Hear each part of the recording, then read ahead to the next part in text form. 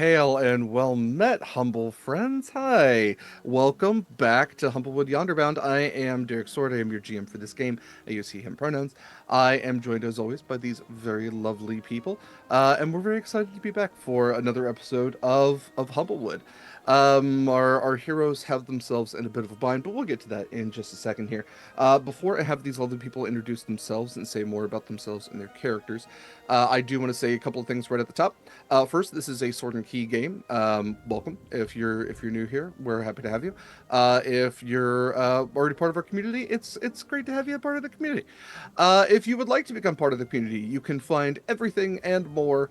I mean, at least everything, at beacons.ai/sword and key. You can join our Discord there. You can look at our affiliate links if you are trying to get some cool stuff like Humblewood, because we are an affiliate with Hit Point Press, weirdly, and so you can use our custom link and get cool stuff like the Humblewood books or minis, or heck, even like the music license, some of which you are listening to right now.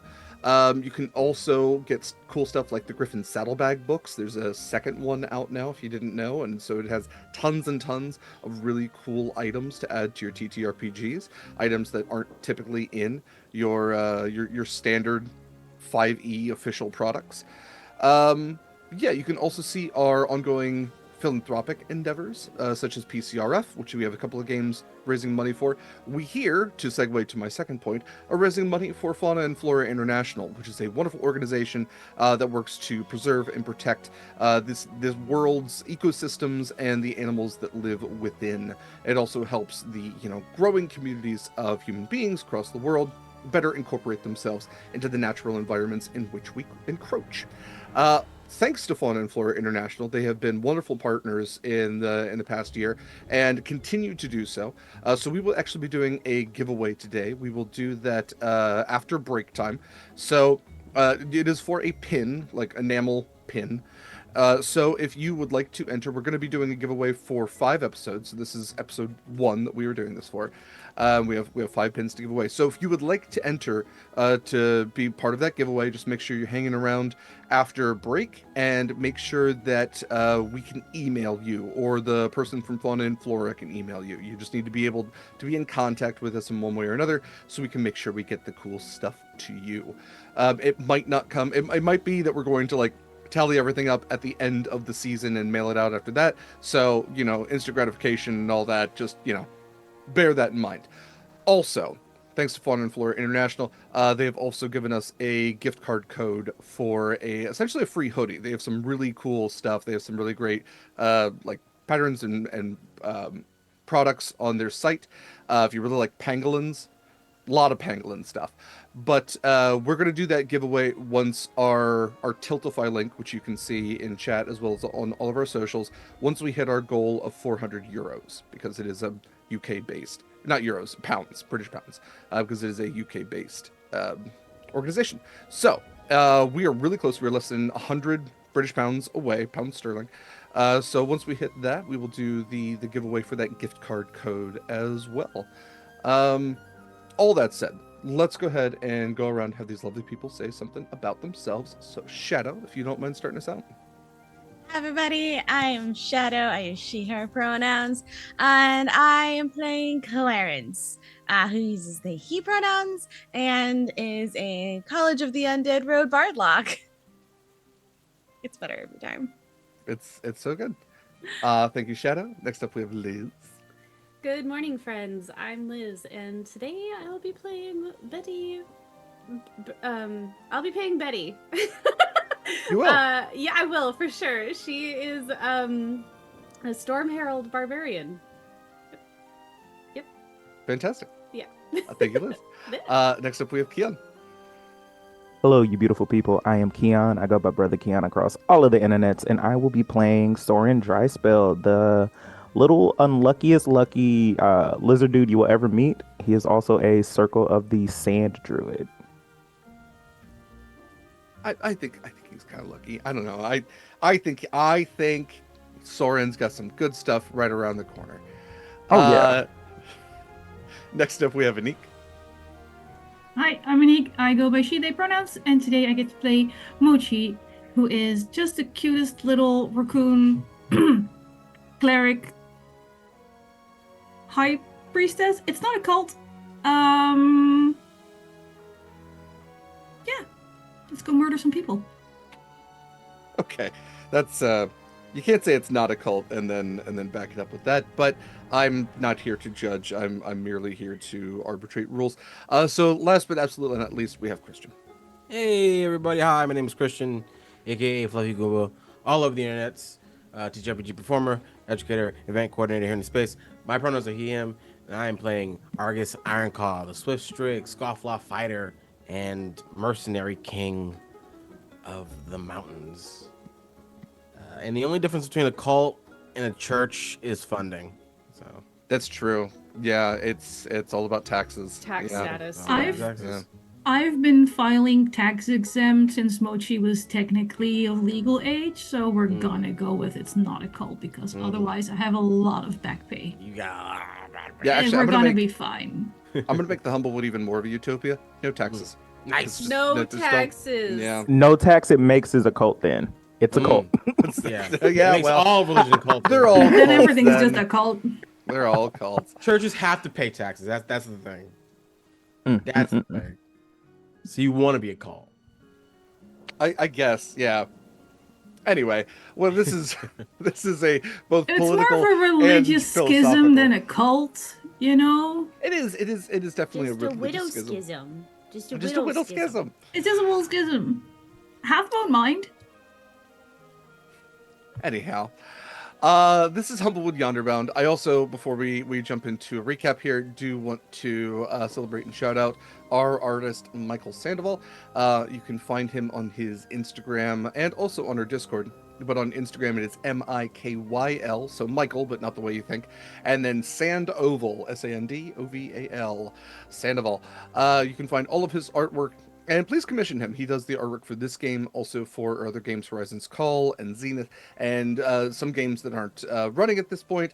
So he has put in a lot of time, effort, and honestly talent into this channel. So we very much appreciate him. So shout out to him.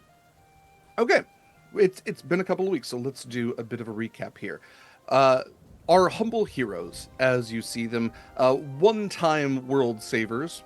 For the most part, at least a significant part of the world of Humblewood itself, had mostly settled down into their post-heroic lives when the call to heroism came once again, tasked with taking the MacGuffin from last season, the Borealis, a great object of wintry power, back to supposedly its home, and thereby restoring a sense of order to a part of the continent, almost the South America to their North America, continent called the Tangle Wilds.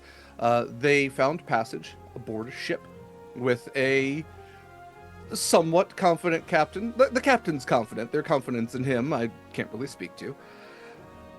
Sailing south, they've encountered a few dangers here and there, a couple of wake worms, some storms. It's not exactly the season for sailing, and so it has been slow going. A bit of a headache, especially for one of our humble heroes, as Argus's love, Jasmine, has been kidnapped by a pirate king and is essentially being held ransom in the Tangle Wilds. So the race was on, and to cut some time, our humble heroes have decided to take a shortcut through the northern jungles of the Tangle Wild near the mountain range that splits the two continents. The captain had told them, Captain Fairweather had told them that he had taken this a couple of times to different levels of success. Nevertheless, our humble heroes were confident in their ability to manage any dangers they came across. Dangers including a swarm of pterosaurs and even a Quetzalcoatlus that tried to attack the ship, but were ushered away, rather gently, in fact, by our heroes. However, when they came across a bandit camp and a trap that stopped their ship, Argus encountered an old friend turned enemy, a member of his previous bandit camp, now mercenary camp, who broke away when Argus took control from his father. This individual, one Ferdinand, seems to have created his own bandit kingdom. and along with a mixture of humble folk, captured our heroes and their crew and imprisoned them in their jungle camp. Our heroes were able to taunt and bully a couple of bandits into breaking loose and are now loose in the camp itself. It is nighttime, it is raining, and there is some sort of thundering in the distance that doesn't necessarily correlate to the lightning that crackles through the sky. This is where we pick up. So, all of you, including Lorelei, the assassin that is part of your employ, you've all broken free. The crew still in a couple of cells behind you all here, and I'm going to change up music here as well.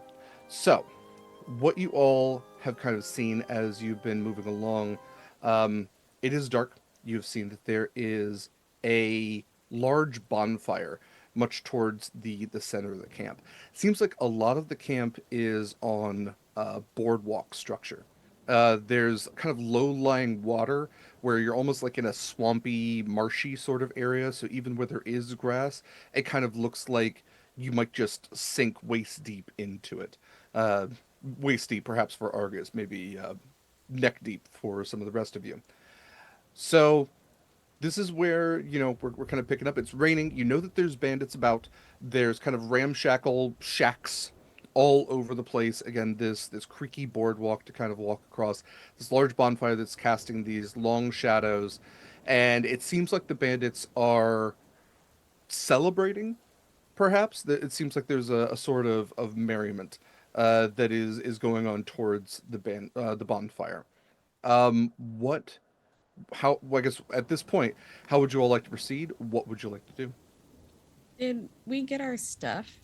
Our stuff was in a chest that we were heading Correct. towards now. Mhm. We were Oh, sneaking correct. to the chest to get our stuff. Yes, that is a good point. Yes, there were a couple of chests closer to the bonfire where you can also see some of the goods from the ship have been kind of stacked up as well. Not close enough to where they're burning or anything, but it seems like they're kind of being stacked up for one reason or another. Have any of the other crew members with us, right? It's just us. It's just you all and Lorelei so far. Okay. Okay. Didn't We have we some didn't we people to go free find. the entire crew as well, or am I mistaken? No. No, not yet. Not yet. We- I leave that to you if you want it, because right now it seemed like the plan was you were going to be sneaking. If you would like to, just go for the ships, that is absolutely an option. Just leave. Just get out of here. No. That's always an option. Yeah. Revenge.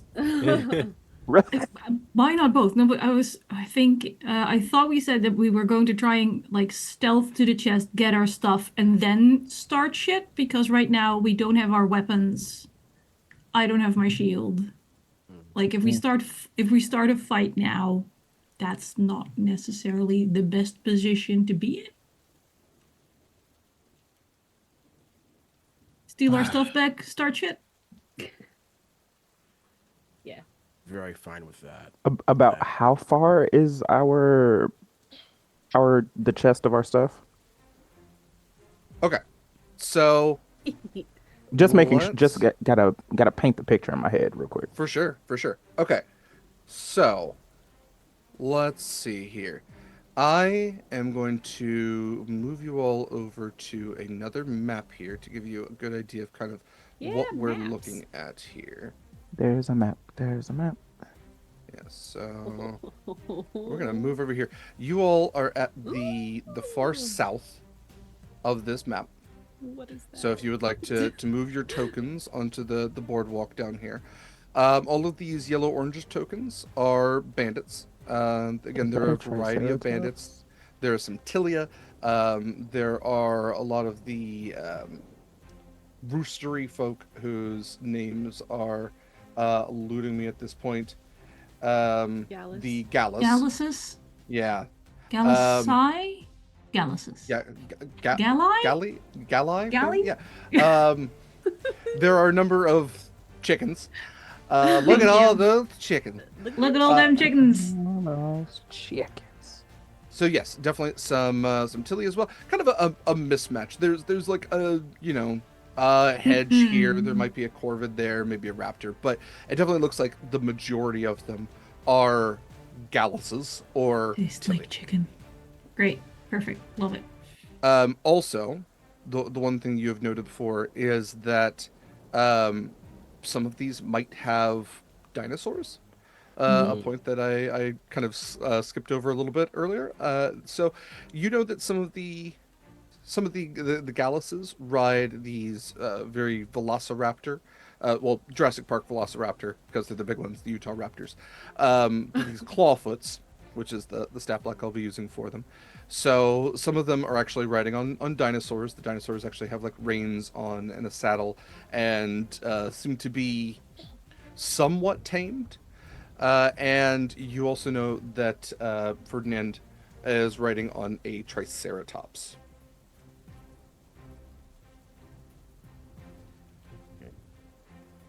Triceratops. Right, focusing.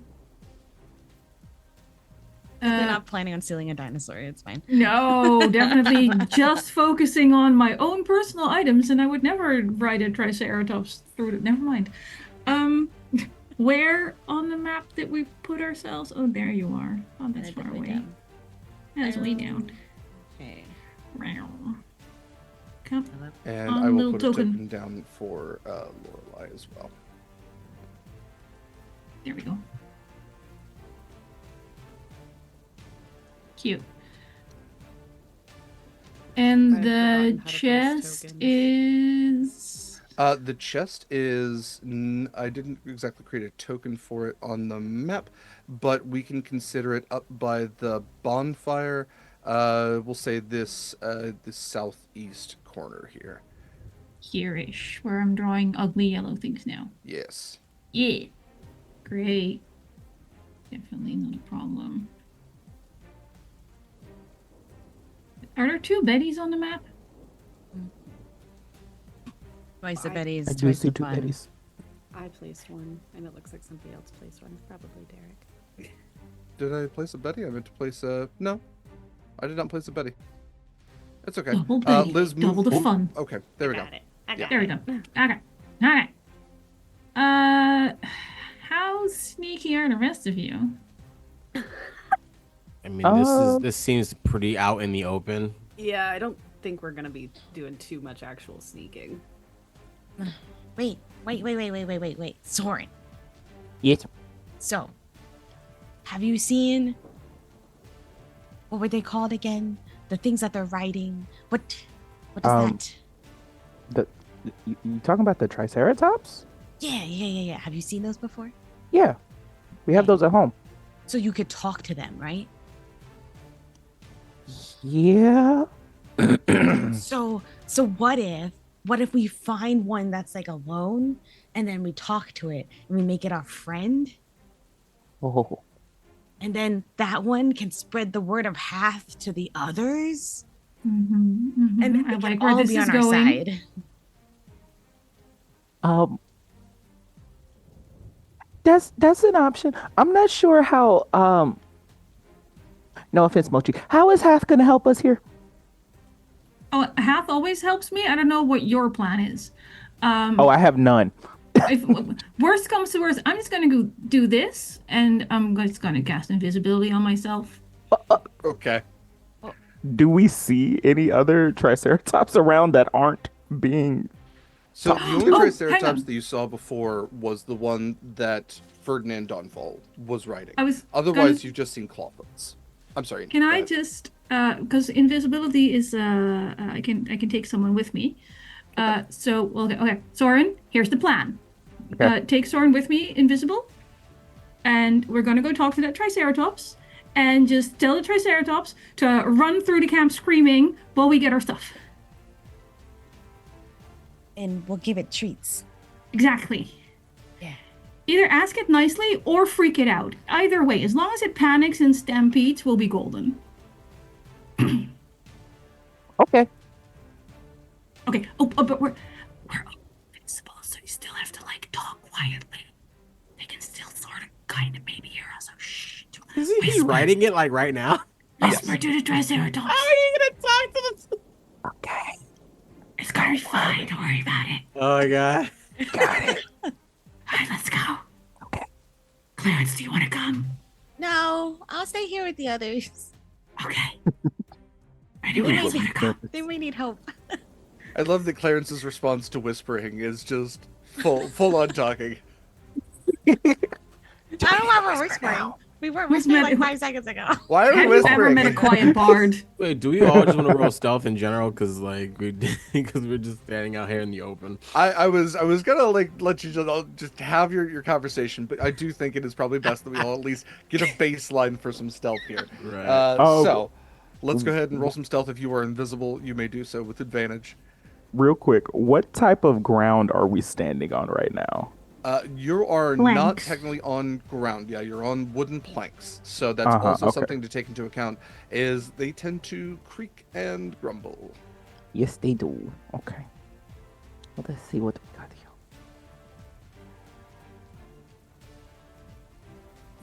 Did they take our weapons and armor, or just our weapons? I'm gonna say they left your armor. I think that's yeah.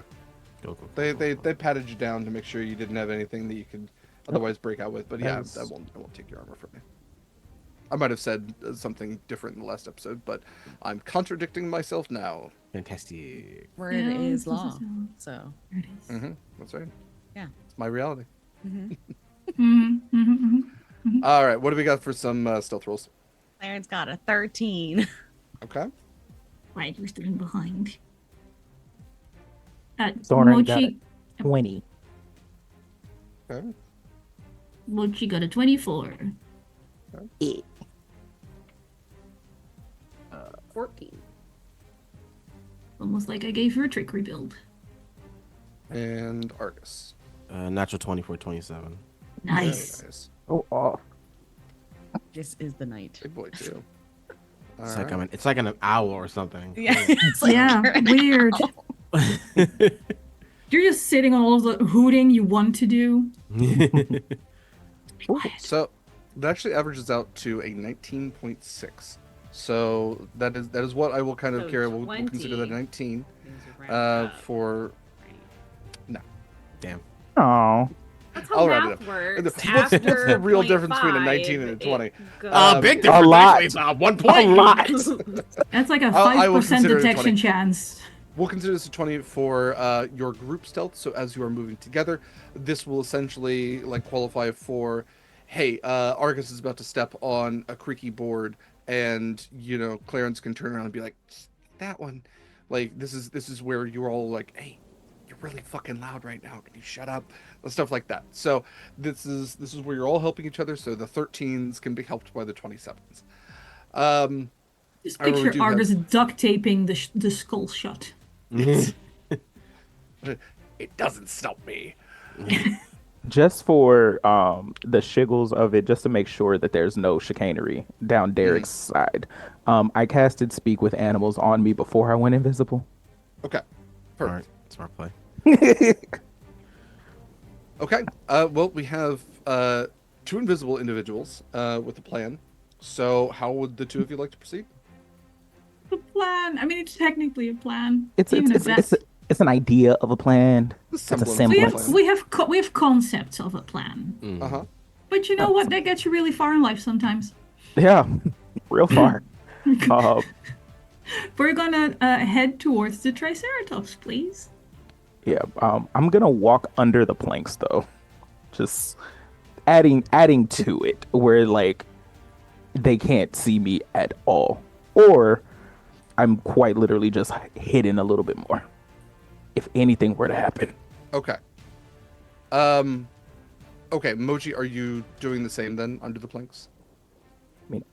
I stick under the planks. I don't know what Mochi's good with. I see what you're saying. Okay, I got you. I got Yeah, you. I will Okay. say Mochi does have a climb speed as a Maypack, That's true. That's This true. is so option. I could just climb under the planks. Okay. Yeah, I have a climb speed. Don't talk to me about swimming, but I have a climb speed. That's true. Just little raccoon claws just sticking into the bottom of it. Yep. Okay, yeah. If the two of you would like to move under the planks, that I'll that makes things even easier. Um, Da, da, the da, da, da, da, well, that makes things harder. da. Hey, Internal monologue. there's a reason why I did it, so it'll come up very soon. Okay, so I'm going to say with you two breaking off, give me another stealth roll, both of you with advantage, since this is like you're becoming a separate group at this point.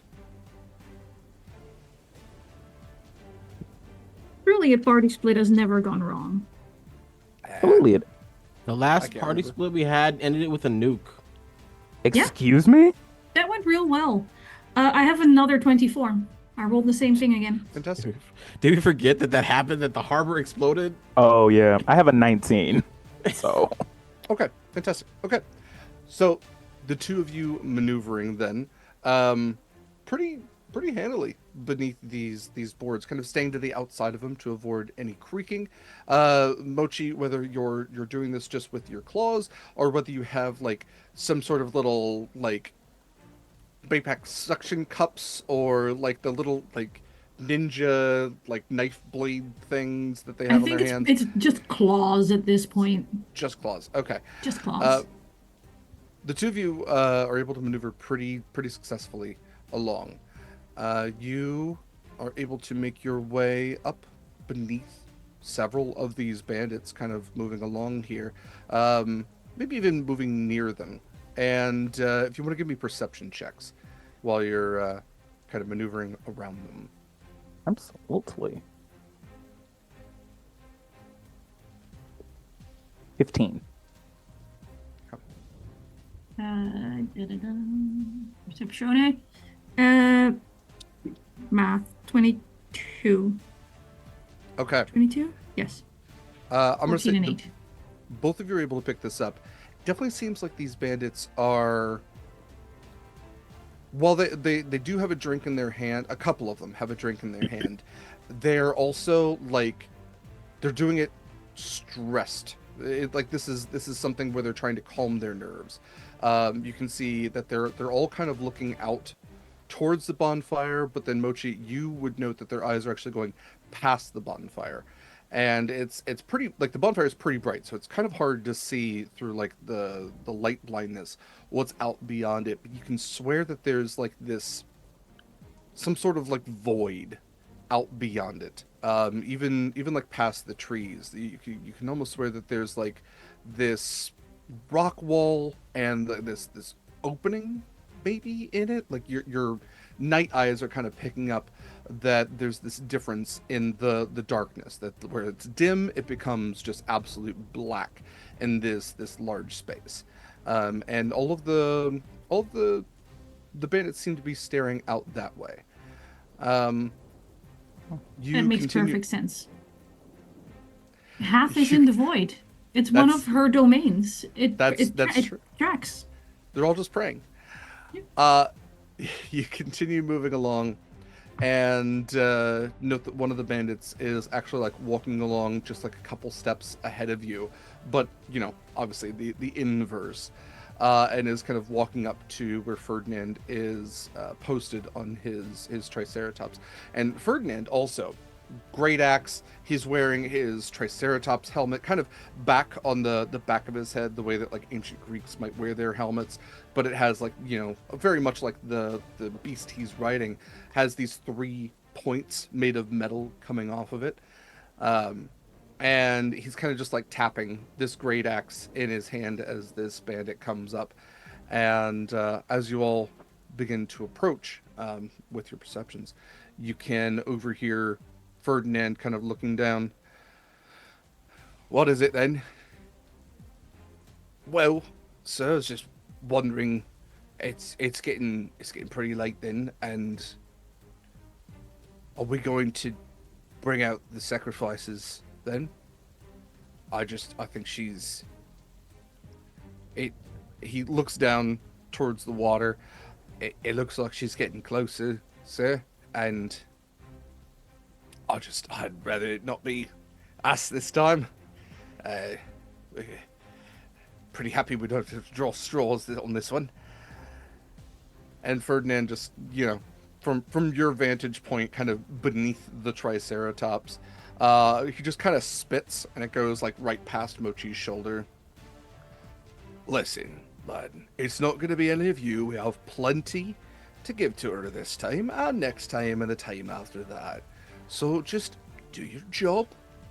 Make sure to give plenty of room, and when the time's ready, we'll haul them out and have a good laugh as she gets her fill. So we'll kind of Okay. leave it. Go ahead. Oh, I was gonna. I'm assuming Soren heard this at least. Both Yeah, of you heard this, mhm. absolutely. Yeah. So just gently, little Maypag tap on Soren's arm.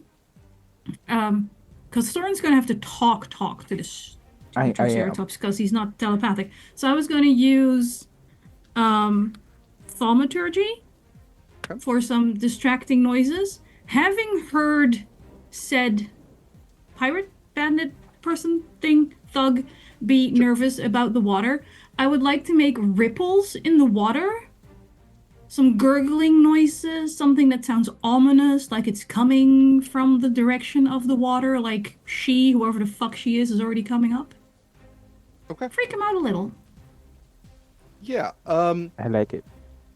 Mochi, what I'll also give you with your 20 plus, you note when he says that you are seeing slight ripples in the water. I'm not even lying. No, you're not. There are ripples in the water, but it's periodic, where you'll hear the sound of thunder, and then like the water will kind of ripple for a second, and then it'll take a second or two, and then another one, and you can swear you're not a bard or anything, but you can swear the tempo is increasing. You can swear it's like picking up ever so slightly as you see these ripples. But absolutely, you may go ahead and use this if you would like to do a deception check for me, please. We're gonna meet a thunder lizard, guys. Alright, deception. Let's go, No. Godzilla.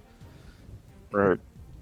Yeah, Mochi, she never did see Jurassic Park, but she's fully going water ripples when the T-Rex is stomping towards you. That's totally the vibe. Jurassic Park is canon?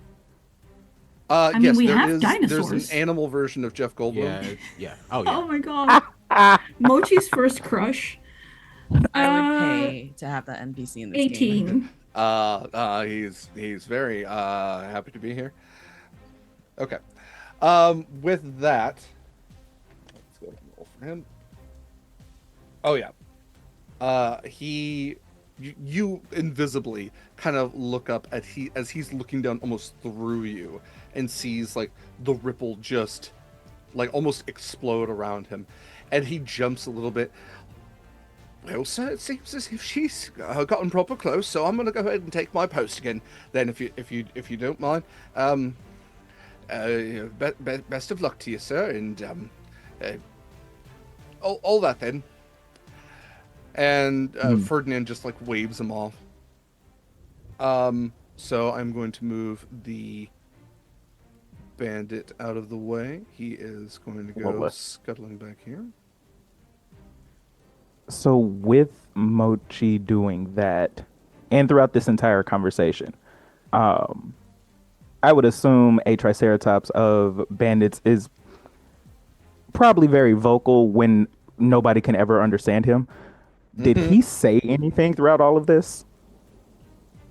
Okay. So that's actually a good thing, because you did cast Speak with Animals, so good thing to note. The Triceratops is just kind of muttering to himself. He's like, I wish this fat ass would get off of me. Tired of being pulled around by this shit. Oh great, it's one of the smelly ones. And then like you hear the fluttering and goes, well, oh, that's not good. That's not good. She's back. Man. Really hope she doesn't eat me this time. But it would mean I didn't have to carry this fat ass around. So, column A, column B. So with that, I love this Triceratops so much. Soren kind of goes up to where his face is. It's just like, psst. Oh, flies. It's the Triceratops. Kind of like backs up just like a step. Whoa! Hey. It's okay. I It's okay. finally It's cracked. okay. It Yes. finally happened. No. You haven't cracked. Me and my friends, we want to get that fat ass off of you, and preferably him in the drink. Um, Are and you a I ghost? no, Soren is Are you the Soren. ghost of my grandfather? No, Oh. maybe. Oh. No. Oh. I so question. I take it that you don't like him, right? That kind of like shudders back and kind of like, moves this huge form, right? This isn't Mhm. even like large. This is D&D huge. So just Mhm. absolutely just like shudders, and Ferdinand kind of just like kicks a spur into the side of him. Settle down. That is Yeah, no, you can say I'm not a fan. Yeah. that is rude. He just stabbed you. Hey, it's fine. I'm Okay. thick-skinned. Okay, here's the plan. Um, we kind of need to get our stuff, because they stole it from us, and what I would like to do is ask for your help in like causing a distraction, and it sounds like everybody is scared of the water. So if you knock him into the drink, they'll probably be going out trying to find him, save him, They're not scared of and the then water. What do you mean they're scared of? They're not scared of the water. They'll get in the water. they're not scared of the water. What are they scared of? They're scared of what's making those ripples in the water. So it's not what's in the water? Who's making the ripples? Water's not that deep. Maybe just like comes up to what, my haunches. It's making... Yeah, I thought you're not very smart for a ghost. I'm not. I'm sorry. This is how you That's talk to your grandfather. You said you weren't, maybe. Um, okay. But if they're not scared of... No, they're scared of her. She's coming.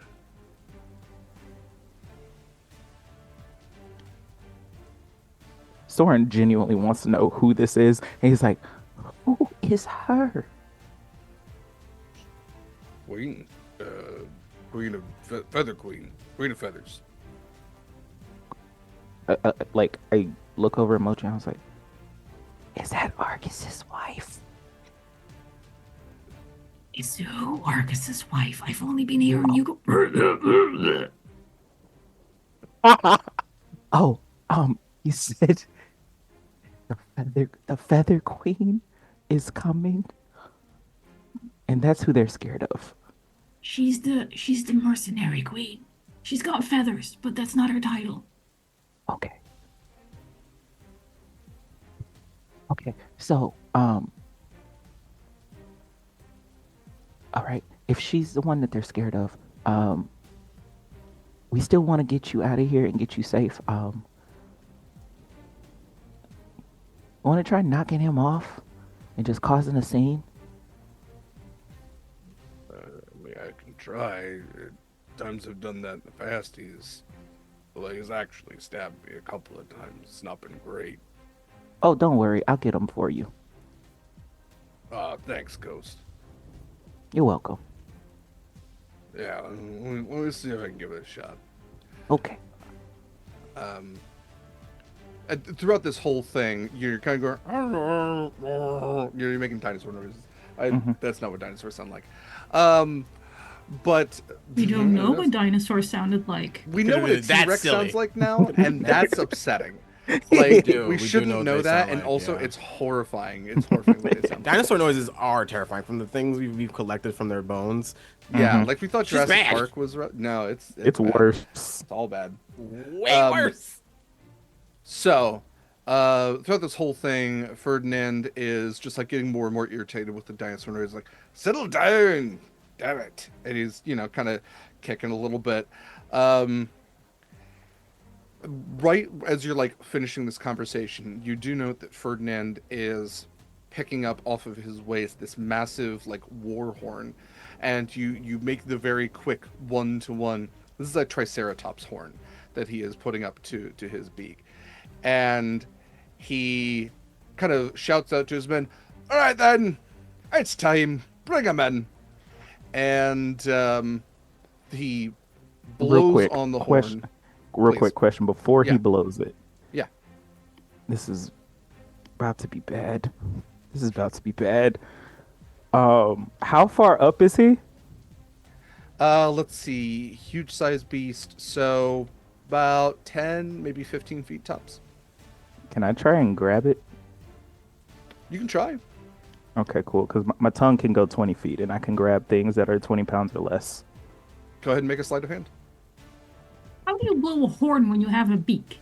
I know. I know. It's, I hey, know. it's semantics. Don't worry about it. I You're feel gonna like you're we've gonna asked have this you're gonna bird question bards. before. I don't know. 18. Like, They redid horns a little bit, so they work a little bit like weird woodwind instruments. yeah, They're they beak had to. friendly. It's like had to whenever they rework have them a want to whistle, they have to go like this with a blade of grass. Yeah, or Something like that. I don't know. skull It's an for enemy. accessibility thing, you know. You gotta. It's absolutely an accessibility thing. So bad. Okay. 18. And I would, if I could do it beforehand, like, I would like to whisper to my Triceratops friend, now. So, like, while he's, like, causing a ruckus, I grab the thing off him if a 18 gets it. So I got a 19 on the die. No. So that about? you unfortunately are just short as he.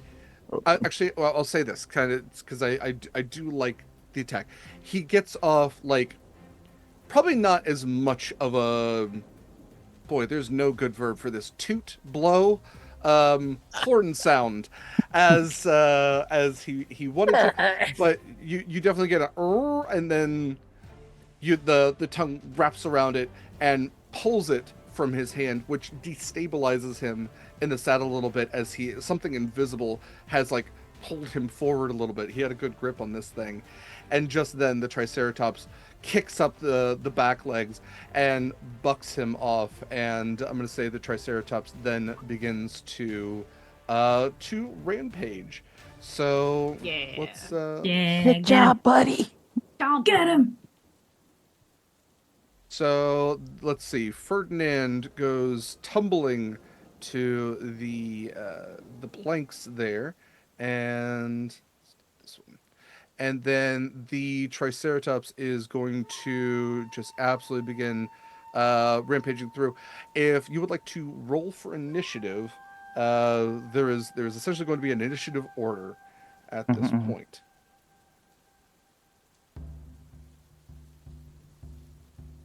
This one instead. Visible 20-foot tongue. Yes, it is. Terrifying. Yeah, you're not invisible anymore though, Can I use because my you just made an advantage? attack action. That's why I'm true. under it. Okay. just as long as you're aware, you are no longer invisible. Yeah. I thought you dropped invisibility when you did thaumaturgy. No, because that's not an attack action. I thought it was cast a spell too. Hang on. Oh no, yeah, it's a spell. Yeah, we're in the rain. I'm sitting here, I'm like, well, let's go. I was like, I'm working on borrowed time here anyway. I don't have my sentinel shield. No. Where? So the I have slow forgot roll. how to. I don't roll initiative and roll 20. That's why. Big brain. Yeah, the advantages and crits are updated in the Discord post for people looking at it. So I'll mark one off for Shadow. I heard. Thanks. Take it away again.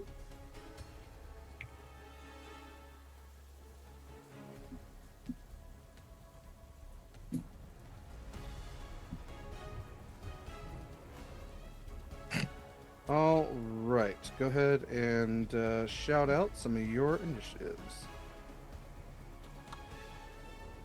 Aaron's got a 13. 13 points. That's your lucky number today. I know. It's great. Okay, Mochi. 17. All right, Soren. Also got a 17.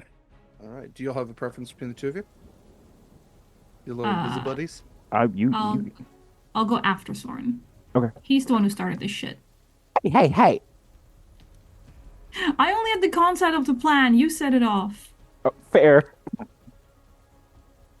me just change my AC there because I don't have my shield right now. I also have to do that. Chris, what'd you get for your initiative? I also got 17. Okay. Do you all have a order preference? Argus goes first.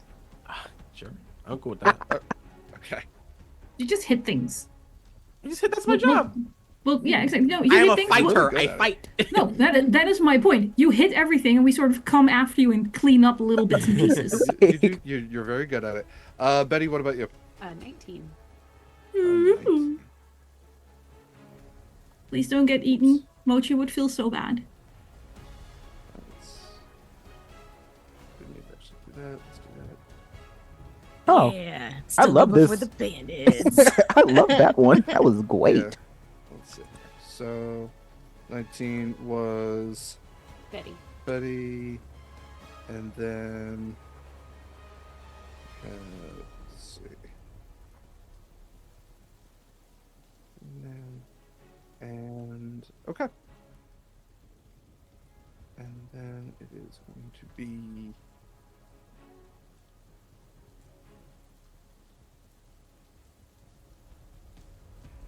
there we go.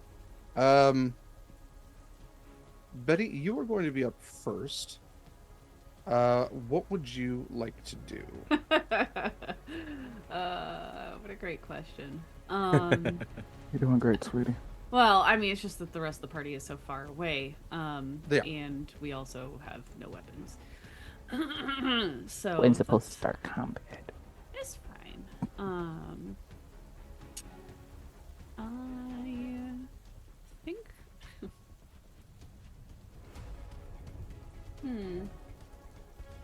Let's see here. 20, 25, 30. Is it 30? 40 feet of movement. So one thing I will note, especially for Betty, moving in the water will allow you to use your swim speed. Otherwise, being in the water will put you in like difficult terrain. Yeah, my swim speed is less than my walking speed. Is it? But yeah, yeah. Wicked. What kind of otter are you? Don't I ask me. I have 40 feet made of that, movement. and it's weird that I would have made it that way. I What- think that I've got something else that gives me extra movement speed on land. I'm pretty sure that that's what it is. What's So, your movement speed on land? 40? Okay, then yes, yeah. Oh, jeez. Okay, so even from back here where we are, we can see that the Triceratops, excuse me, has started rampaging. Yeah, I mean that it's Okay. heading towards the bonfire, so it is clearly illuminated. That it is riderless and rampaging. Okay. Are any of these, like these homeboys down here, are any of them like moving toward the Triceratops? Are they like actively moving away from us, or are they? So they have not had a turn yet, but we can count them as like being unaware of you and focused solely on the roaring animal heading towards their bonfire. Okay, cool. Well, I think in that case, what is my... okay, sure. I think we're gonna... So it's 5, 10, 15, 20, 25, 30, 35, 40 to get me right behind this guy here. And I think once I get there, I'm just gonna reach out and wrap my arm around his neck to try to put him in a sleeper hold so I can just Okay. take him down.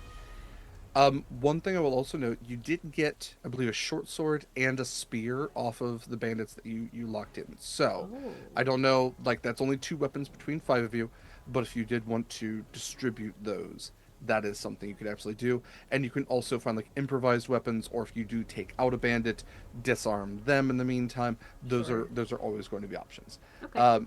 But yes, go ahead and roll me an unarmed attack roll. Gosh,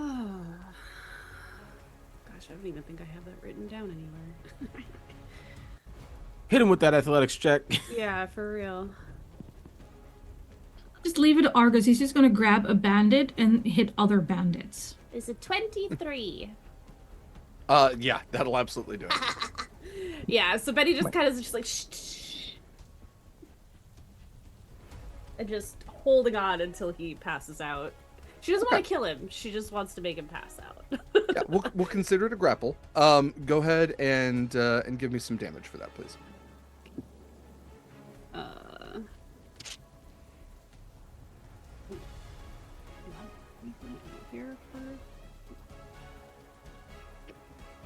I don't think I ever expected my character to be doing anything without weapons.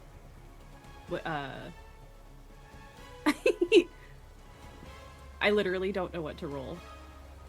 Your unarmed attack should have a.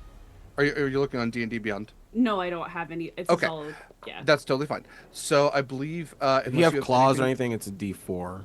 But Yes. if not, then I think it's your strength score.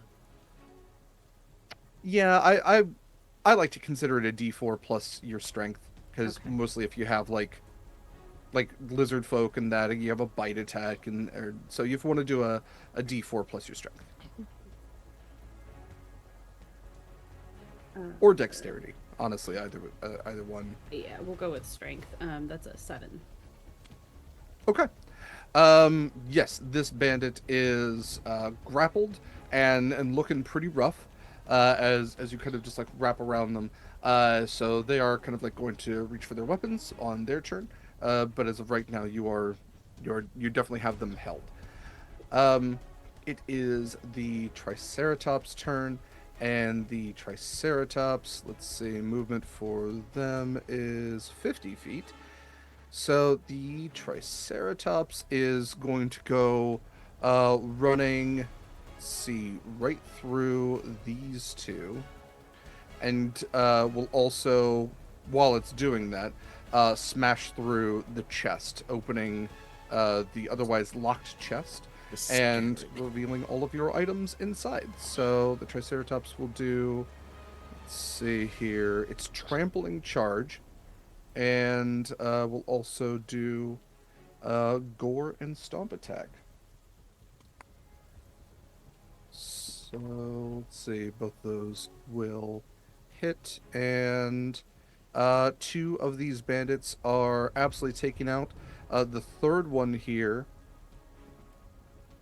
is not knocked prone, but the Triceratops is kind of looming over them, so I'm going to take out these 2. And with that, I believe we're to Argus. Yes. Okay, let's see. I don't think I can reach either of these guys. That sucks. Do they have weapons? Do the bandits have weapons on them, real quick? Yes, most of the bandits have a spear and at least a short sword. Some of them have like battle axe or a hand axe, something like that. Javelin. It's mostly simple weapons with a couple exceptions. 10, 15, 20, 30, 35. You see that all the clawfoot raptor riders have lances or pikes. Right. How many teleports do I have? I have 2 or 1, don't I? Or 2? No, I don't even need to teleport. Fuck it. I'll have the spear in my hand. I'll Okay. take in the spear. And I will go here. And I will... damn. I'm going to throw the spear at them. You got it. Yeah. So that's a okay. +9 to hit. That's a 22 to hit. Absolutely. Yeah. What is that? So that's a spear. So that's a D8 or D. Don't actually know. It's a D6 if you're throwing it. D6 if I'm throwing it. Okay, cool. So, no. I could be wrong, but I think that's right. Cool. I'm cool with it. That is 11 damage on that hit. I'm just using standard bandit stats. They have 11 hit points. Argus, the spear goes just clean through. Actually, do you want to tell me where it hits on this Probably big just thing? like the so they can't like scream out. Just that middle place behind the neck, right there, just catches the wind, Absolutely. catches the wind out of them, and they just fall forward. And I can't move anymore, so Okay. that will Yeah. be my turn. Flat down onto the boards, spear sticking out of the back of him. Another bandit taken out. Good job. Okay, Soren, it is your turn. You are visible. Very You are clear. under the boardwalk there. All right, cool.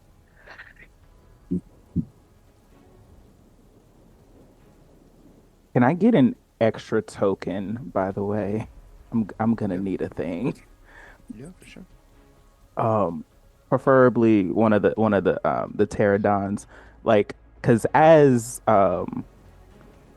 Soren is like, oh shit, this is not going as according to plan.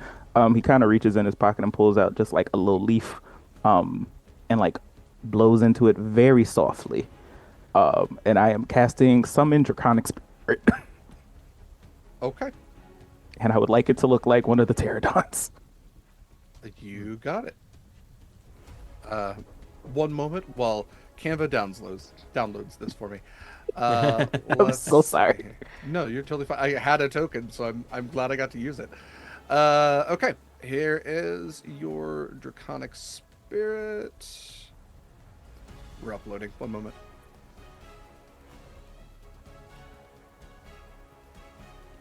There it is. Massive. How big is your draconic spirit? Not it. He's large, Okay. not massive though. Okay. Okay. So draconic spirit. I'll pop it right next to you. Beautiful, beautiful. Um, Here's what I would like it to do. I want it to pick Ferdinand up and fly off with him. Okay. I wanted to take Ferdinand out of here. Okay. What is its strength score? Does it have a strength score? It has a strength score of 19. That should be enough to pick up this big bird. Um, Yep. Flying straight up in the air. okay. Let's go ahead and roll me a like claw attack or some sort of melee attack. This will essentially be a grapple check to actually That's pick up. fine. So he will contest that. Where we at? Where did it go? I needed to see what it adds to it. Because I have never in my life had a shit that high. That is a 14 plus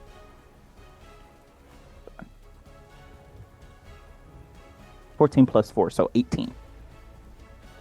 Get him. It doesn't matter what his bonus was. He had rolled a 1 on that. Oh, So absolutely surprised. His Triceratops is running off. It's killed 2 of his people. A draconic spirit in the shape of a glowing pterosaur appears from nowhere, pops into existence, wraps its claws around him, and lifts him into the air. yeah. So he's up 60 feet right now. Okay. How do I make that you are 60 And we'll just feet? figure out what you Drop want to do him. up there, buddy. Drop him. Drop him. I'm gonna put little wings on him. 'Cause he's Oh. probably little halo. He's probably gonna die. Okay. Um. So that's my Fantastic. baby's action. Yeah. For my bonus action, um, I would like to get close enough to the like, because you said this is difficult terrain in the water. Unless you have a swimming speed, yeah. He doesn't swim. So that would give me 20 and then 20. Hey Mochi, what do you need out of the chest? Anything specific?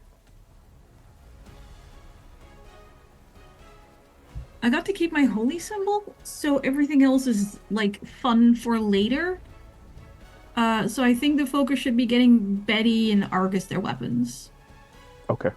I'll spell cast before I start putting my mace on people in general. It's like the mace is kind of like a last resort thing. Yeah. Okay. And With the that, shield is mainly so they don't hit me, but I'm just gonna cast Spirit Guardians when I'm good to go. okay. Um.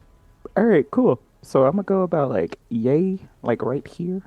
Yeah. I'm in the throes of the water. Um. I'm gonna just chill out here for now.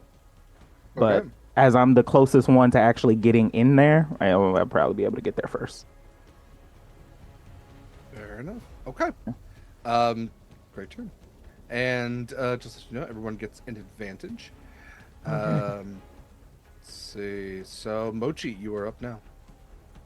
Yeah, I'm panic reading my spell list. But I think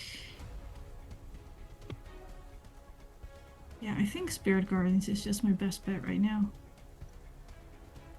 Might hit her if she ends up showing up before we finish dealing with the bandits. The casting time and action. But everybody needs their stupid weapons. I have to touch a willing creature. Why did you run away, Soren? Huh? I could have given you freedom of movement before you start running.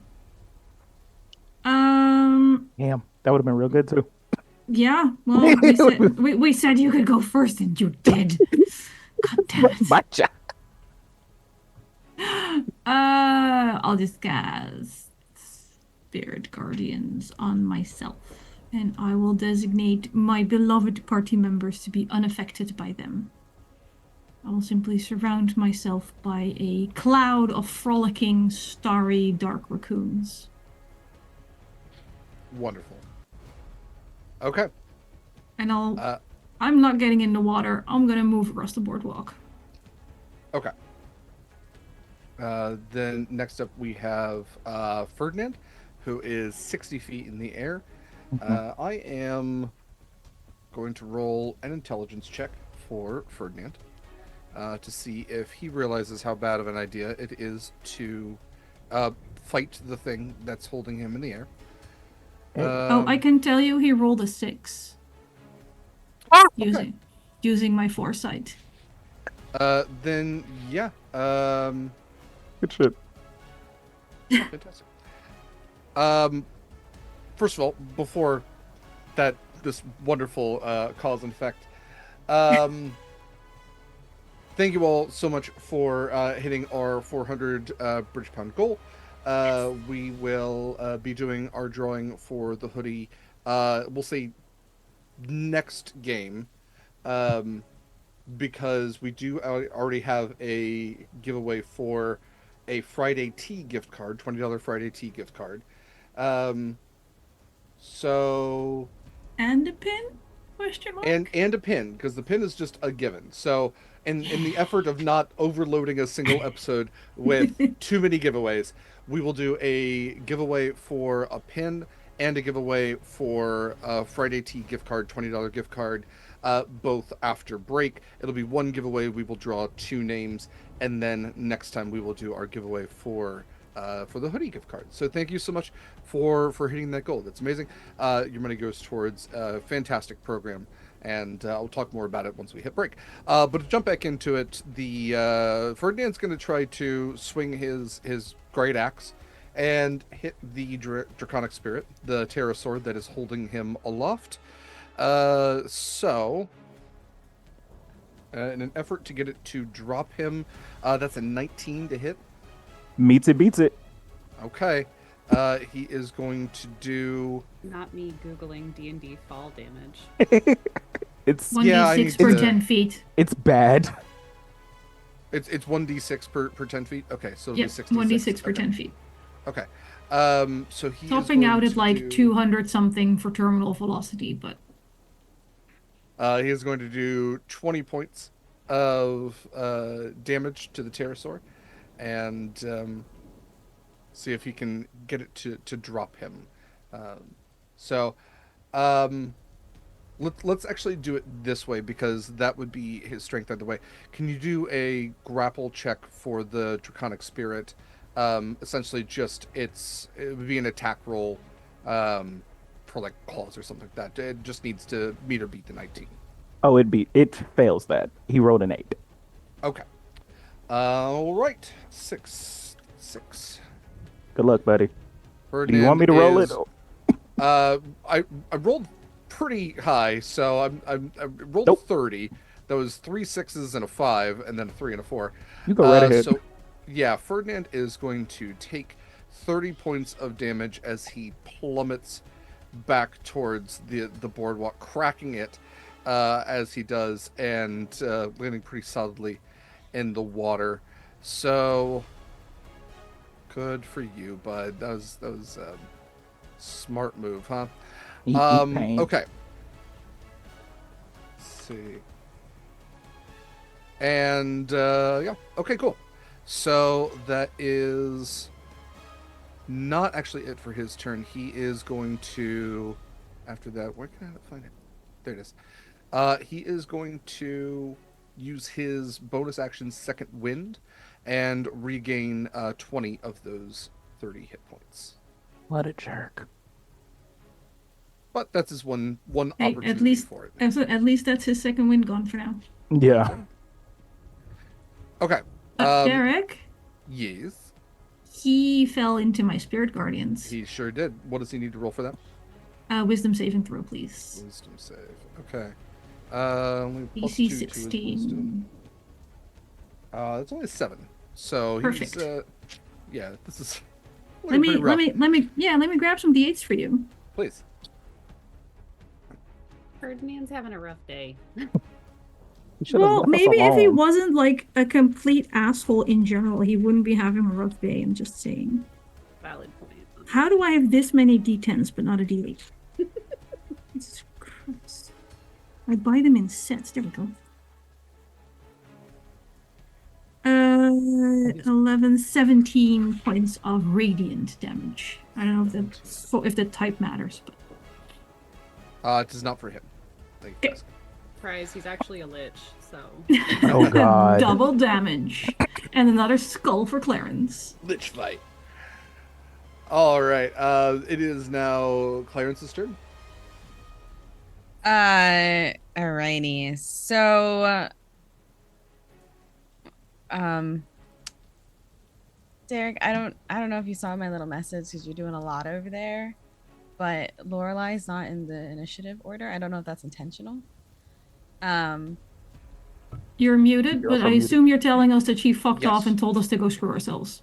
No, Accurate. I did miss Lorelai. Thank you for pointing that out. No, no, I No just problem. assumed she was actually invisible, so it's all Yeah, good. I just assumed she went, you know what? You sort this out. I will see you later. Yeah.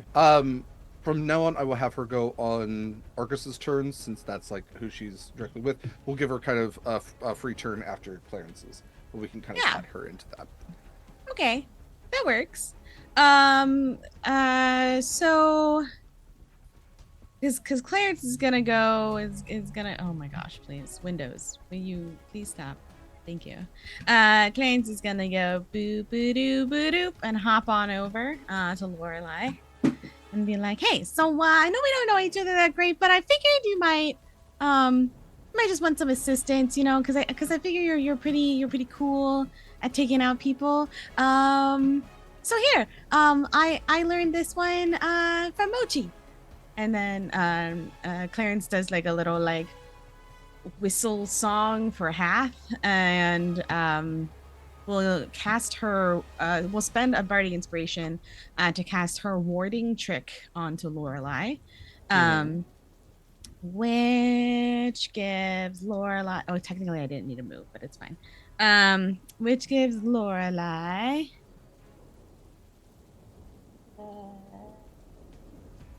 My bardic inspiration dies at D8 now, not a D6. Gives her 9 temporary hit points. And Okay. also, if anybody attacks her, they have to make a wisdom saving throw, otherwise they take radiant damage. As Okay. she, I expect, will go running off doing what she does best and attacking a bunch of people. And then Clarence as a bonus action. Let's see here.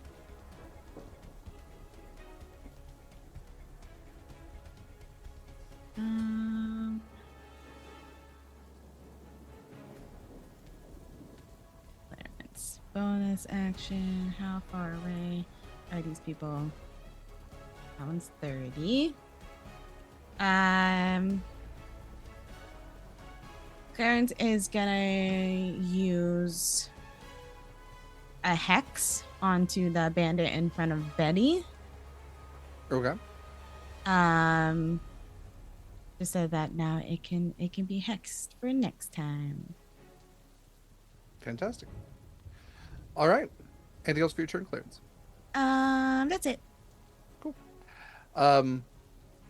Lorelei like reaches up with her little corvid hands, and she like smushes your bunny cheeks together, and she goes, "You are so loud.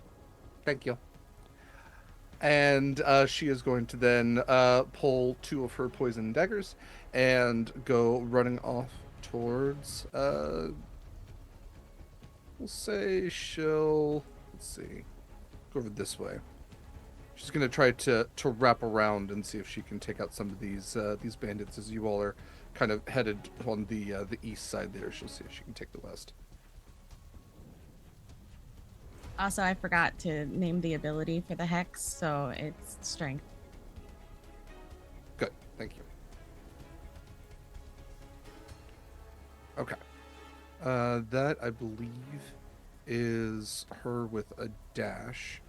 I don't think she gets the typical like dash as a bonus action thing though. So yeah, we'll call that her turn. Okay, cool.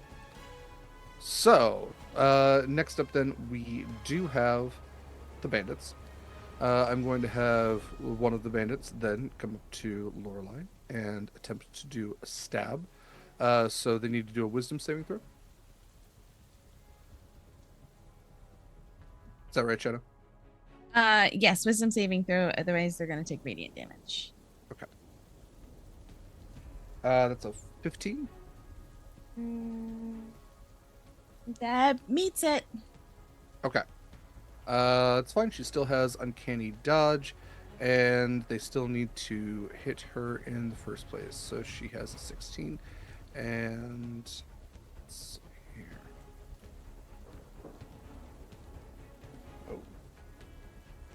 Oh. Okay. She's only going to take 2 points of damage as a dagger comes slashing at her. Otherwise, all the other attacks missed. Let's see. Other bandits. The bandit with Betty, Bamalam, is going to try to like draw a sword and like stab back at Betty. Okay. That is a 16 plus 3, so that is a 19. Do they get like any sort of disadvantage for trying to stab behind them with a sword? I think grapple's one of those. That that seems always Yeah. kind. I mean, like just in general, like if I'm with even a short sword and like holding it reversed, trying to stab behind me, I don't know. It just seems For sure. kind of rough. No, let me double check, because grapple absolutely is one of those that I'm like, man, what's the difference between that and restrained? One moment, please. Because are they And then- grappling a grappler, or is it like they're attacking? Just like, Mhm. Right. Yeah, you're kind of like right up with the person. Mhm. Grapple rules for monsters. Makes it sound like a book. Okay, here we go. The grappled condition, sure. Let's see also.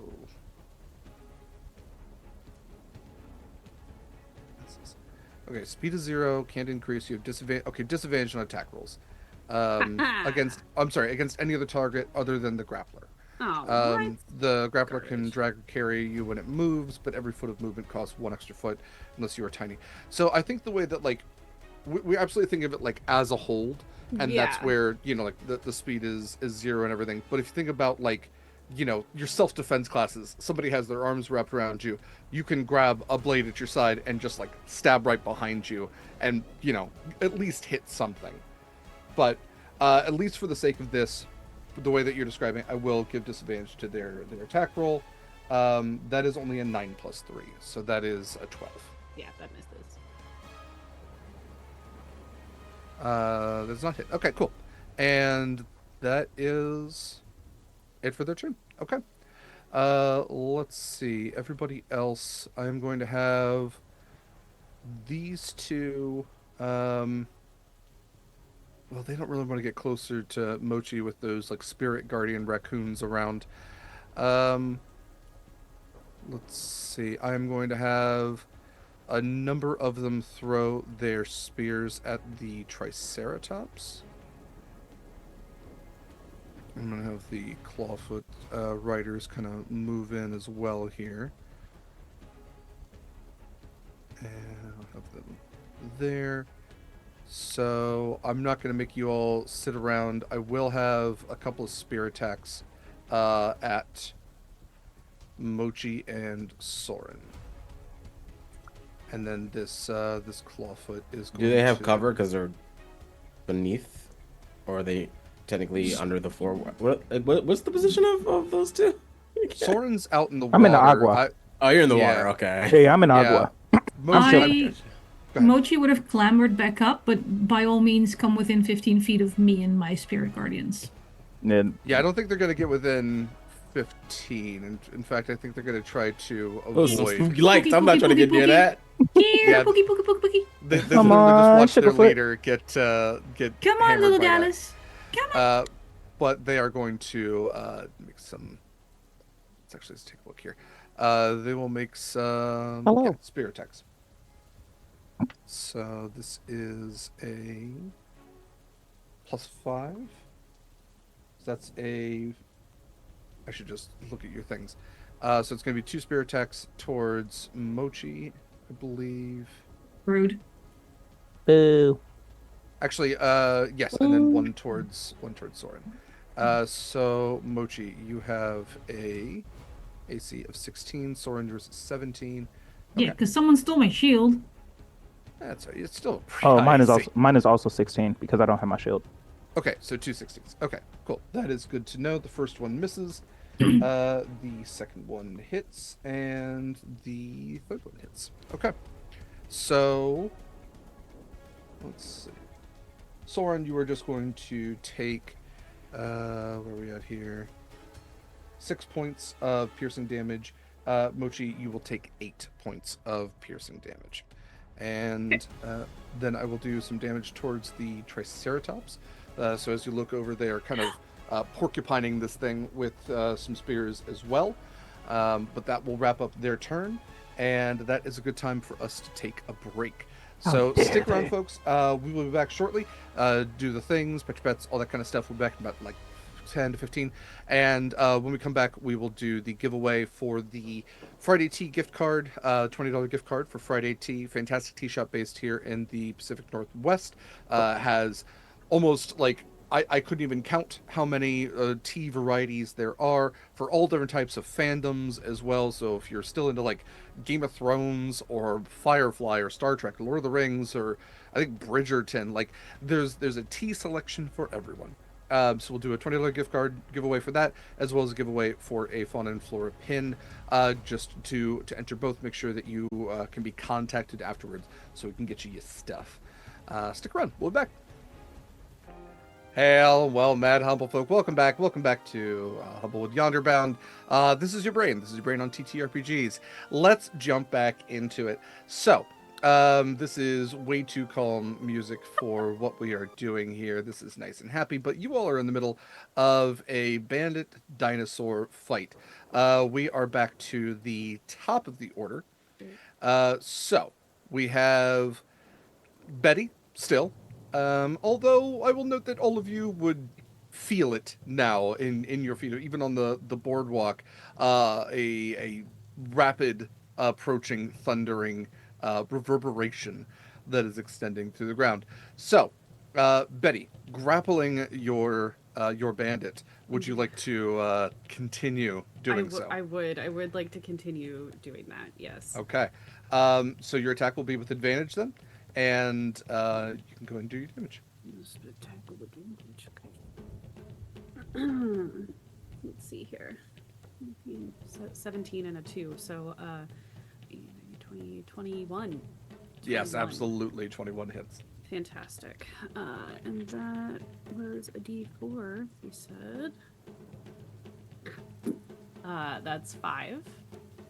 And that is enough to shush your bandit and finally, full Nelson chokehold them down to the ground.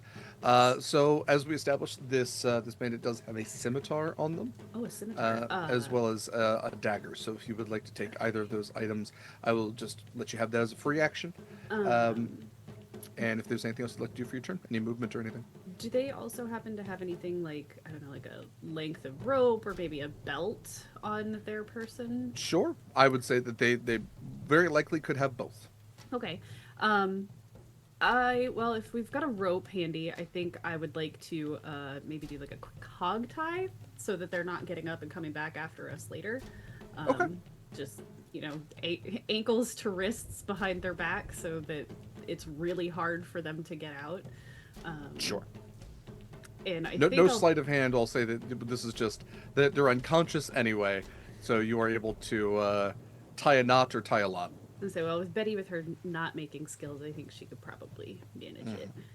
And I think we'll take the dagger and just toss it somewhere that's away. And plops into the water. Take the scimitar with us. Yeah, what is a dagger to a barbarian? Well, I also just don't want them to have it. Okay. And then I think... Let's see. Can I see this guy over here from where I'm at? Or are these, buildings here? Yeah, but I also think that they're more just, not, full walls, that these are kind of just, coverings. That are otherwise on posts, and he is right next to a torch. So I'm going to say that yes, you can see him just fine. This is a well lit enough area, especially with the blaze, the bonfire giving off enough light. He is definitely illuminated. Man, I wish I had way better. Wait. Oh, is he? How far away is he? Wait, 15, 20. While you're doing that, I'm going to say real quick, the giveaway is open. This is a giveaway for a $20 gift card to Friday Tea, as well as an option for a pin. We're going to do 2 separate giveaways. Well, one giveaway, we're going to draw 2 names. So if you would like to enter, it is #uppies, or # if you're old, uppies, UPPIES in chat. And by players, you are more than welcome to enter as well. So... Thank you again for donating to Fauna and Flora International. Fantastic organization. I'll talk more about them at the end here. I meant to do that at the beginning, but we jump right back in. So, Liz, I'm sorry, please. No, nothing to apologize for. So they are 40 feet away from me. They are within my range to use my taunt ability. Sure. So I want to point the scimitar at them and just be like, Hey, you! You're next! Yeah. It's my really good taunting. Turn away from the Triceratops. Me? Yeah, you! I'm coming. You! Yeah, Just no. across the way. You! What's your name? So they have to roll a wisdom check. Wisdom saving throw. All right, wisdom save. They get a +2 to that. That's only a 6, though. Okay, DC's 14, so they definitely thoroughly miss. taunted. So they have disadvantage on attack rolls against anyone other than me until the start of my next turn. Okie doke. And if I can still move, as I'm saying this, I'm walking toward them, shaking the scimitar in their general direction, being like, it's you, it's me, it's you. I'm coming for you. Okay. Yeah, you absolutely do still have all of your movement. So take your 40 feet of that. Yeah. Okay. That's it. That's all I got. Cool. Thank you. We then get to the Triceratops. Let's see. Triceratops is going to continue its rampage then, and we'll do some attacks. I don't think it's going to. I say that, but actually that does hit because bandits don't have very high AC on stuff. Actually, no, that does miss. That does miss on the first one. Let's see if it can do a stomp, and that's much better. Okay. This bandit is taken out. And I'm going to have it then, let's see, do a charge past these two and get right over here. So I will have these two do a save to see if they get prone. And both fail. So these two individuals right here are going to be prone. And then next up, we have Argus. What are we doing here, ladies and gentlemen? What are we doing here? Okay. All right, so I'm down there. I'm gonna use my movement, my action, to just rush, jumping over to land like right here ish, like right here ish. And then so we're gonna be like whoop. That's my action and my movement.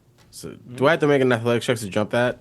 Because I will. No, I'm pretty sure with your strength score that you can jump 10 feet with a running start pretty easily. Sick. And then I'm gonna, because I haven't used this before, so this is gonna be fun. I'm gonna use my bonus action to cast Misdirection. A target within 5 feet of you must succeed an intelligence saving throw against a DC 17 strength or DC 17 strength. No, it's DC 17 strength. On a failure, they must spend their reaction to attack a creature of your choice within 5 feet of them. If no other creature is present within 5 feet, they waste a reaction. Okay. So it's a strength save? Yes, strength save 17. 17. Okay, they have a +4 and they rolled a 10.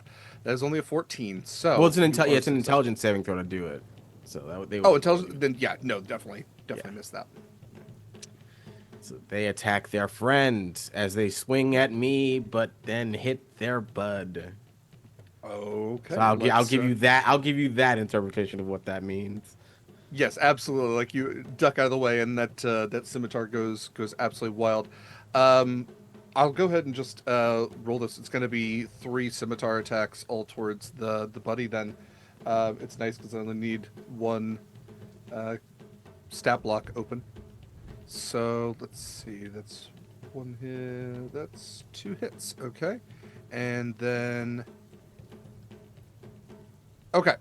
So yes, the bandit to the, I'm going to say this works on the bandit on the left. So the bandit to your left swings 3 times at you, hits the first 2 against the other guy, and then the guy finally gets the message and gets out of the way on the right. But yeah, it does 12 points of damage to that individual. So very nice. Is he dead? Because 11. Because you said this guy had 11. He's 11, so that guy dead. The ones that are closer to you are regular bandits. Oh. The ones that are closer to Ferdinand are using the bandit captain stat. Okay. So these 2 are bandit captains, which is why they hit a little harder. They have multi-attack, and they have a little bit higher AC, definitely higher hit points. Understood. So Understood. So they have 13 hit points. yes, absolutely. 1 left. If only. Anything else for your turn? Yeah, that is my action, bonus action, movement. So no. That's a very cool feature. Okay, next up then we have, I believe it's Soren. Oh. Oh no. Oh, baby. Oh no. I'm so sorry. I told y'all it's an unlucky little boy. That being said, Um, I see our stuff and I'm like, this water isn't gonna work. So what Soren is gonna do, he's going to head back over to Ferdinand, Hmm. and I am going to yell at him for a little. Okay. Um, I want answers real quick. Uh, who is this queen? Who is this queen of feathers that you talking about? What is this about? If he Uh, answers. yeah. Go ahead and give me a persuasion or intimidation. Seeing that there's a giant um bird dude that's right next to me, can I I'll use give you that with intimidation? advantage. Yeah. Okay. Yeet. The first one is a 14. The second one is a 12. Okay. 14 and 12. Let's take a look at our boy Ferdinand here. Let's see. Wisdom. Man, another natural one for that poor guy. He's a little shaken. He has gotten hit by some spiritual raccoons, broken through his boardwalk. It was dropped about 60 feet. Um, he's looking pretty frantic now because you're also getting the idea that he is maybe like, especially in like mired in this muck in what is otherwise heavier armor. Did not expect to be this close on something that couldn't run 50 feet on a turn. And he looks over to you and he goes, the queen, she's, we have to go, boy. She's, well, she was, I was going to have her eat you, but it looks like she's going to eat all of us. And she's, he's like looking back again towards that tunnel. She's big, son, and she's got so many teeth. Call off your men. Uh, Not at this point. Are you sure? You're gonna want all the help you can get. Truce.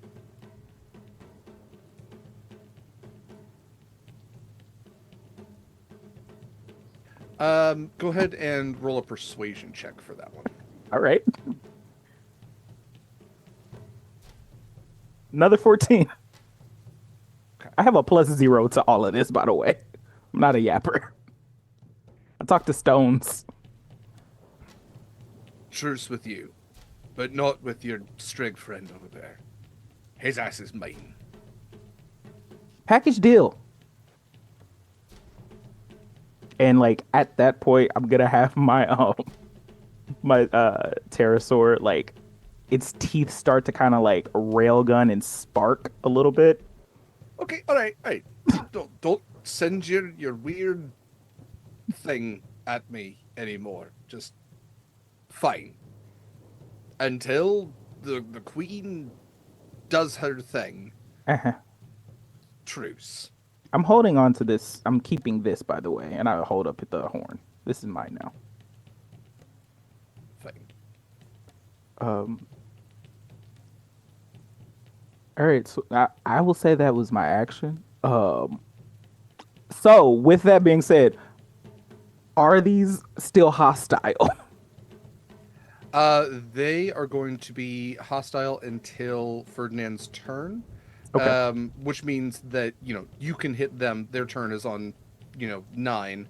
So Ferdinand will go after Mochi. Mochi, if you want to do anything, you will have carte blanche to take out a bandit if you want, or to harm Ferdinand. But he will otherwise call off his men on his turn. Yeah, so we were talking in the break and in chat just now, and question mechanics-wise. Say, hypothetically speaking, Clarence and Mochi would like to use prestidigitation to flavor the bandits for the queen, so they're tasty enough for the queen to go for them and not us. How would that work? Oh, indeed. Because we can flavor food, right? And the queen thinks they're food. But what if you made them smell more appetizing? Exactly. Are Can we we just all make them food? like little hors d'oeuvres? Like A little seasoning, a little obey, little, Why little. not? exactly. A Officially, little. the weirdest reason I've ever had to look up prestidigitation. It Um, works. Y'all are I can, wild. because you can prestidigitate yourself to smell like cologne. You So you absolutely can. You can. I am Like going they're to just. already chickens. Can we make them smell like fried chicken? Wow. Um, in this world, what does that smell like? Like his that's okay.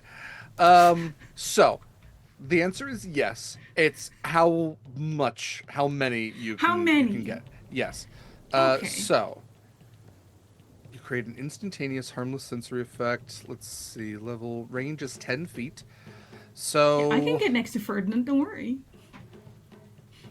okay. Chili McCoy, great. I think they actually got rid of the flavoring part in 2024, which is weird, but But we're doing 2014 we are doing 2014. That's fine. because otherwise I'm invisible forever. That's, It that's does. also true. It does have to be. It does have to be flavor of non-living material. So maybe Fried something chicken on is them. dead. Yeah, And fried, then- fried Wow. chicken is definitely not alive any Yeah. longer. No. The target I think has to be non-living. We can make their armor But- smell like fried chicken. exactly. There you But and also we can have up to 3 non-instantaneous effects active at a time. Okay. I love it here. I'm looking at 2014. I'm still not seeing anything having to do with. I mean, flavoring Clarence has been anything. out flavoring my dad's food since season 1. It has. That's why it's weird that it's not. Ah. I'm gonna say yeah. Fuck it. Why not? Where's prestidigitation? There we go. Weirdly, it's not okay.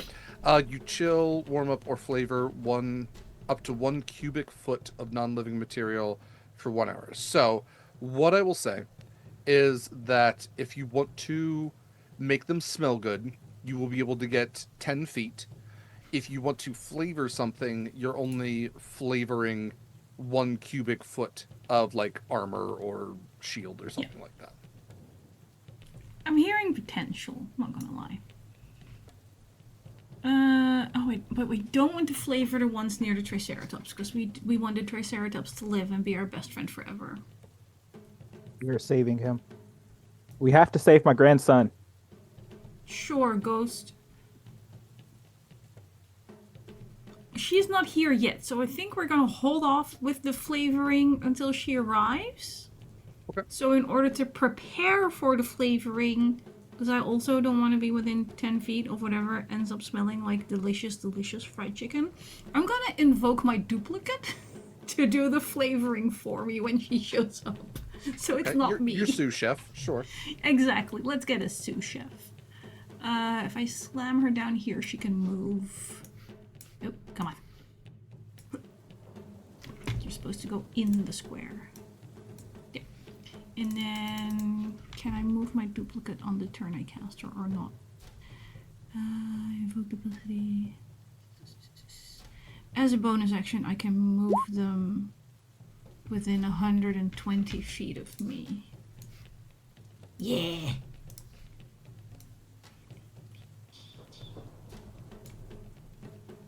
I want to get both of them. There we go. Action, bonus action, movement, weird question. Yeah, I think that's my turn. That's a full turn. All right. Great. And then in that case, it is Ferdinand's turn. Since he is no longer a combatant, he can. Wait, Lorelai's turn first, because You're, She goes you're with so right. Argus. Thank you so much. What would you like Lorelai to do? I mean, Finish just off keep. this. I guess keep doing what they're doing, flanking, just picking off people that might interfere with us, or even helping me from a distance. I don't know. Yeah. What I'm going to have her do is her poison blade attack, just to deal with this guy since he has not been called off yet. And okay. Great. So he is down, and then she is. She's going to use a cunning action, or not her cunning action. She's going to use a legendary action to come running. Let's see, you're all the way over there.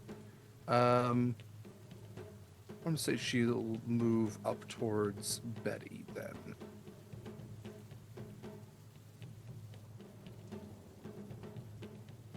Okay. Great. Cool. And if she has extra movement, she'll try to... She's kind of the opposite way of you, but she'll be heading your way, Argus. So, with that then, it is Ferdinand's turn. He is going to kind of whistle out. I don't know how a bird whistles. Maybe he'll do a rooster crow, and he'll kind of shout to all of his men, "All right then, we'll have a truce. Stop killing them or dying or whatever you bastards are doing." The Triceratops is still rampaging. He goes, "Just try not to get in the way of that thing. But the Queen's coming, so buck up or run." And you look as the bandits are kind of considering their options, what they would like to buck up or run in this case. That is going to say he is probably also going to move then just to get out of range here. He will climb back up on the boardwalk, and I will have him come over this way towards Mochi. Where you going, buddy? I'm pretty sure that still triggers my spirit guardians, even though they call the truce. Hath don't care. Okay, Hath don't care. If they're up, they're up. I'm not turning them off just because he got intimidated into walking past me. Do they count because he's technically an ally now, or would you like them still I to... did not designate him when I cast the spell, and it does Fair enough. specify I pick who I exclude when I cast it. Fair enough, okay. Which is when I picked my party and Lorelei. Well, He rolled a 19 on the die. I don't know if he has to... Half damage. Okay. I can do math. 16 halved is 8. 8. Okay. Yeah. They're He's- just there. nobody Raccoon's told you to just, walk. Still looks like fun. Said, these little imps. Maypack, Okay. not imps. Okay. With that, we go back to turn order here. Clarence, it is your turn. Okay, so Clarence is gonna do something that he forgot that he had this whole time, which is definitely a dimension door. That Definitely not something we concluded in break that we both have dimension door. yeah, that would have been useful before. That's okay. We're just gonna pop in and out of existence, and run through an alternate dimension that is shorter in travel time than ours here. And I'm gonna pop up next to the pile of all of our stuff. Okay. Absolutely. There is a pile of all your stuff. Cool, great. Clarence is gonna pick up some of their things, including Cal. Hello, Clarence. Thank you for coming to get me. I was so dark in there. Oh, was that better or worse than the avian? I would say markedly worse. It seems as if they've kept spoiled meat in that box for quite some time. Oh, that's just unsanitary. All right, Cal. All right, so apparently there's a big thing coming to eat us. Do you know anything about that? I do not. My research never really spread that far to the saurians and whatever these creatures actually are. I apologize. I'm not sure what a queen of feathers necessarily is, but it sounds large from what I'm gauging. And toothy. Okay, well, I guess we can't really do much outside of that. Alrighty, well, let's just grab our stuff and let's make ourselves just a little scarce. Not a lot of scarce, just a smidge, you know? Absolutely. And I wouldn't trust these bandits, Clarence. I think they're going to stab you in the back the first chance they get. Oh, I I mean, probably. It's in their nature. They are bandits. I mean, you have to like, just like you will probably become like super power hungry and blah blah blah if we ever let you have like a bit of power. It's in your nature, okay? You can't fault people for things that they were gonna do anyway. We can only try to help them be better. The blah blah blah really is really a lot in that, but we'll talk about this later, perhaps. Perhaps it's okay. All right, so let's just hop on over here. You just called him cliche to his face. I already okayed boomered him like way too many times. Like you try to be evil and be like a villain, and then like someone's like, yeah, I get it, you're a villain. Oh well, fucking yeah, okay, all right. get over yourself. All right, cool. Take a deep breath here. Listen, I've read Joseph Campbell. Okay, I get the tropes. I've read history books. So Clarence is gonna hop on over here. Definitely has that eye contact with Mochi to communicate the shenanigans. And is going to because prestidigitation is definitely a full action thing, right? Probably. I think it is an action. Yes, it is a full action. Okay, just checking. So Clarence instead is going to bonus action activate their form of dread. As they get all shadowy and a little skeletal-y with their bright red glowing eyes. Just in case we need to scare some peoples. So Clarence is gonna get some temporary hit points. Fantastic plan. Okay. That's everything. Wonderful. It is the bandits' turns, I think. Betty, is there a save for the one that is taunted, or do they still like come after you? They already technically did their save. Okay, so yeah, they're still going rolled, to come so after they you. failed. So I mean, they don't have to come after me if they don't. Right, but they have disadvantage. They have otherwise. disadvantage. Okay. Okay. What I will say then is, the bandit kind of looks at you and he goes, "I'm gonna get you later then. The boss says I have to wait. But later." Do you always do what your boss tells you? Yes. Okay. I know it's counterintuitive that a bandit would actually follow rules, but there's a hierarchy that needs to be respected. I don't have to explain myself to you. Okay. Okay. Let's see. He is going to... Well, he's got to stay away from the Triceratops. He's going to, like, shoulder past you. Let's go this way anyhow. Let's see. These two are going to stand up. And, let's see, that's half their movement. And then they're going to go try to go over here. This one is going to try to run this way, but the Triceratops is going to get an opportunity attack. So Triceratops don't care. It misses. And let's see. I think everybody else is going to try to get on the other side of the fire here. I'll keep it that way. And other side here. Okay. While I am maneuvering all of these around, that thundering noise only seems to increase. It's absolutely just it's making you like unstable a little bit on the boardwalk. Some of the planks actually are shaken loose with how much reverberation. It's like a minor earthquake.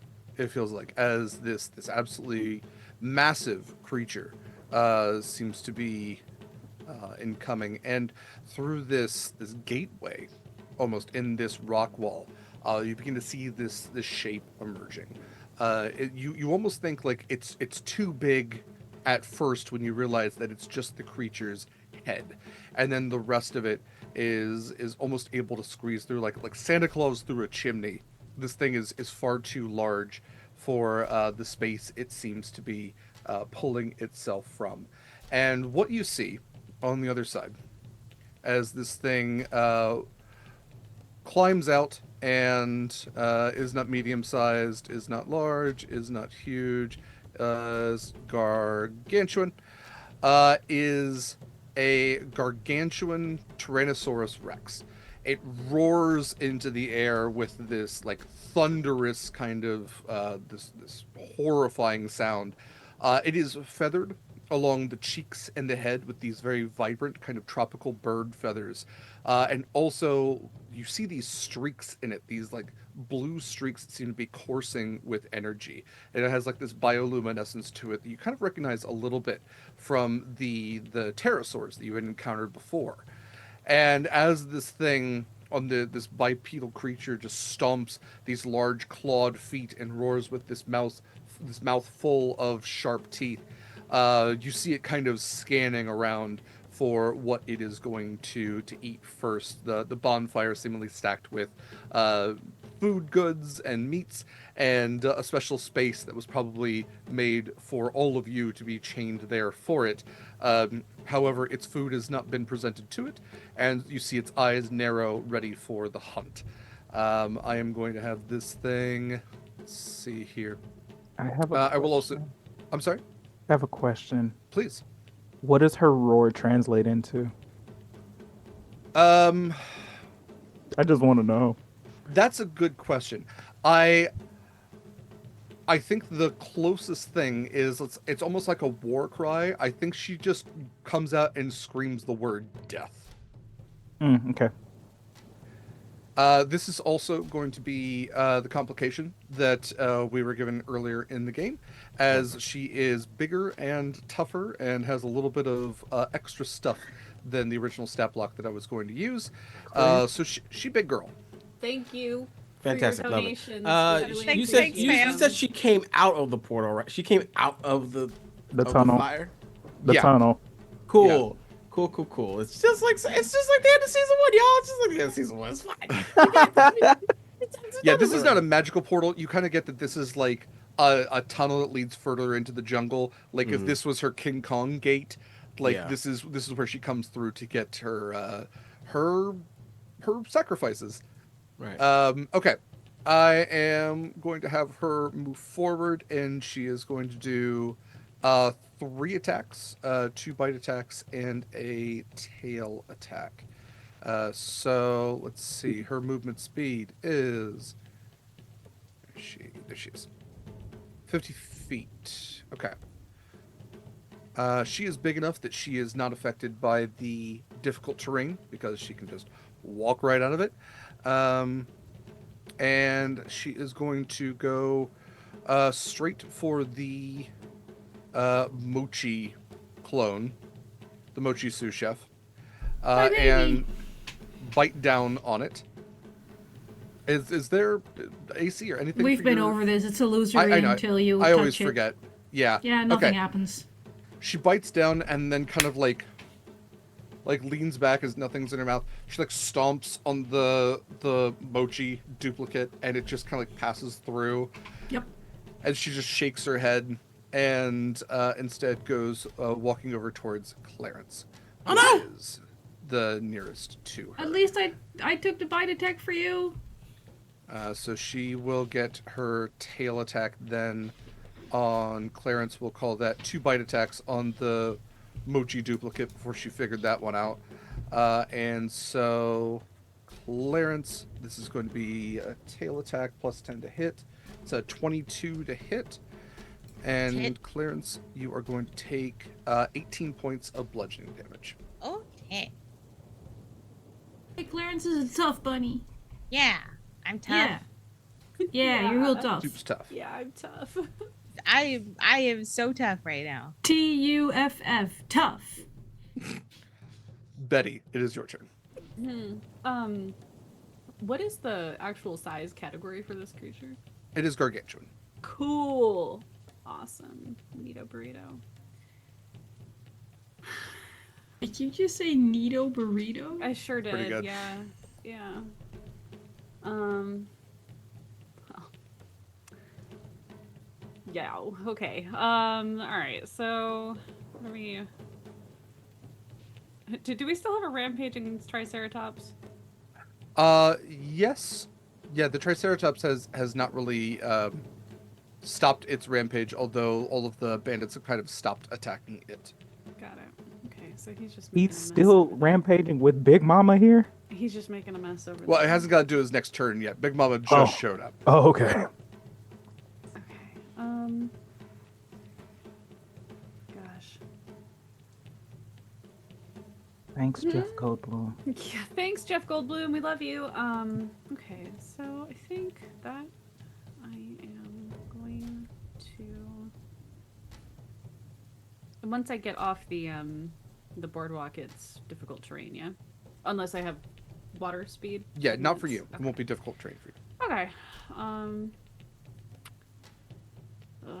Man, this is all gonna suck. I think I am going to move twice. I think that's what I'm gonna do. And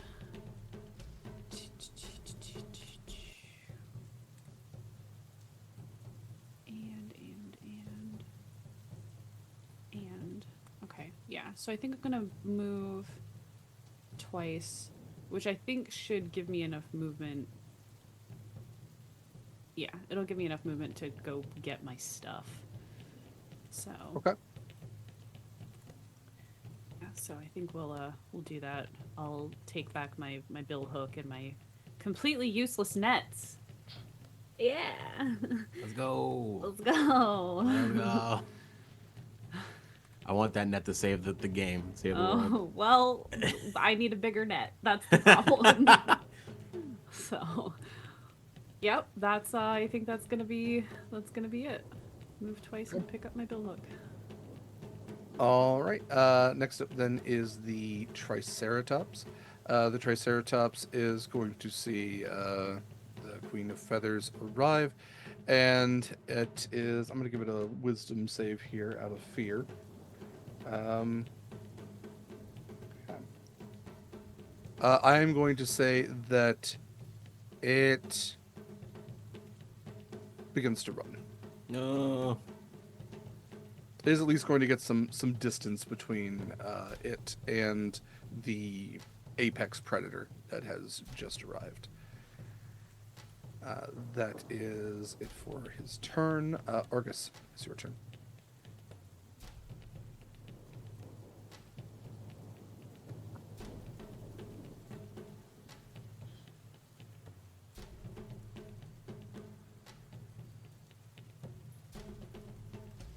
You are muted if you're saying anything, but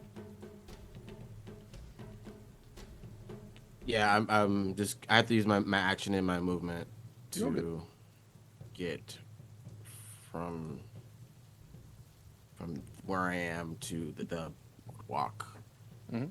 So I gotta whoop whoop whoop whoop whoop whoop whoop whoop, just running past everybody. Seeing that Clarence is in trouble, just pushing people out the way.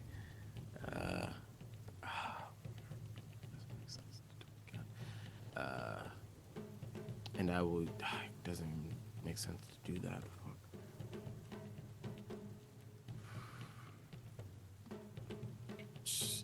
Choices, decision, gotta save people. Fuck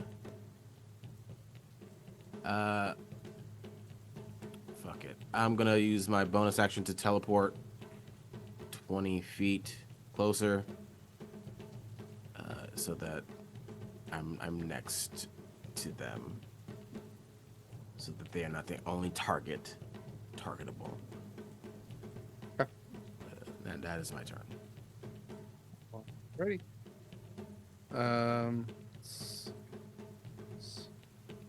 Why you got a cone? What's I wouldn't going worry on about here? it. I'm a little worried about it. Why you got a cone though? What's the cone measurement? What's going Soren, on? it is your turn.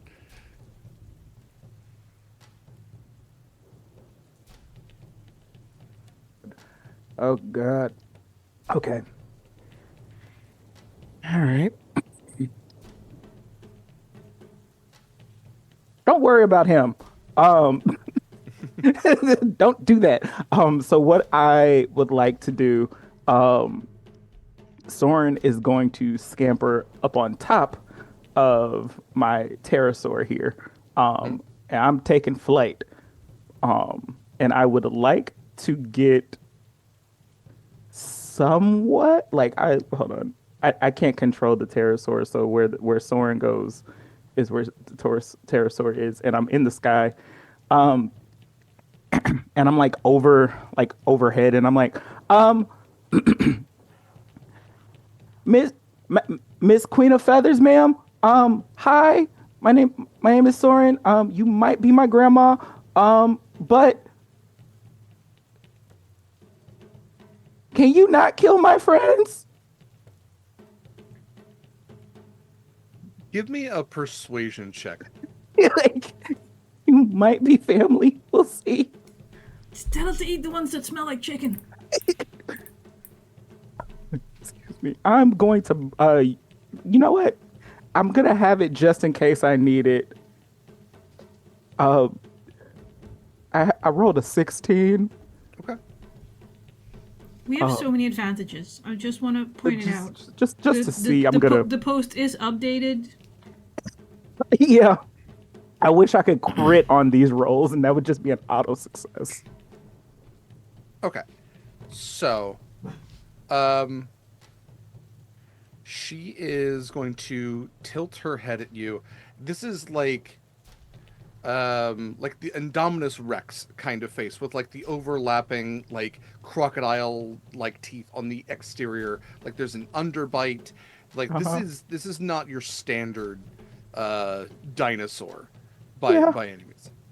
And she'll like tilt her head a little bit and she goes, "Why does the food talk to me? I am not food. I am family. You are too small to be a relation of mine." It's like a distant thing. Why are we food?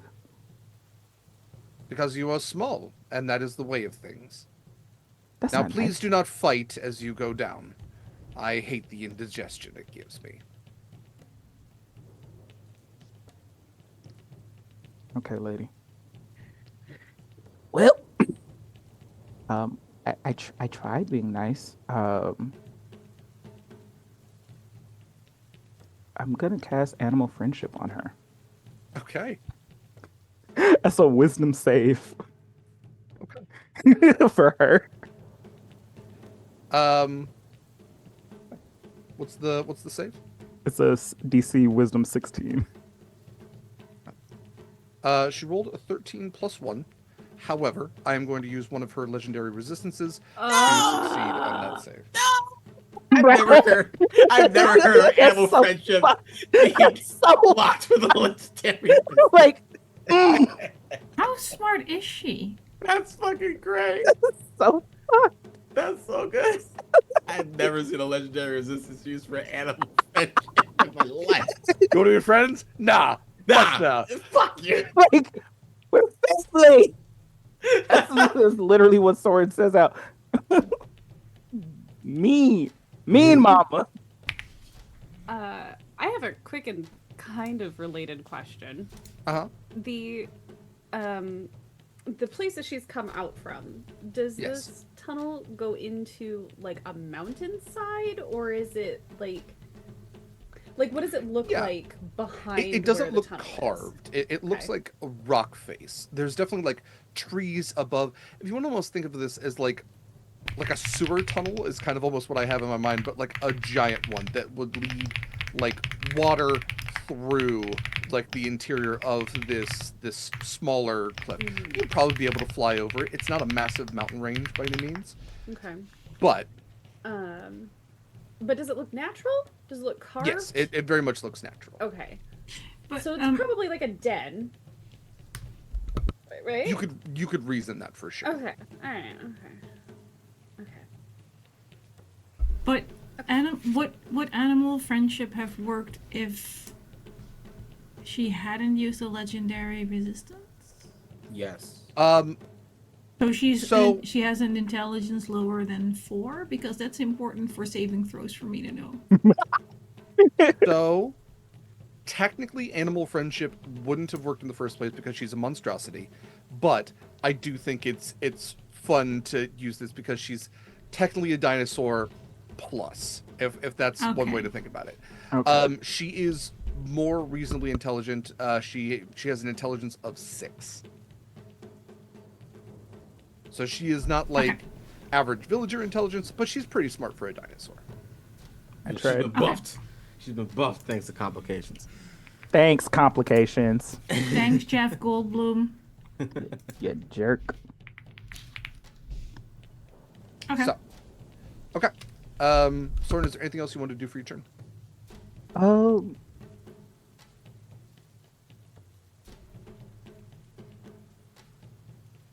I'm moving. I'm getting out of Dodge.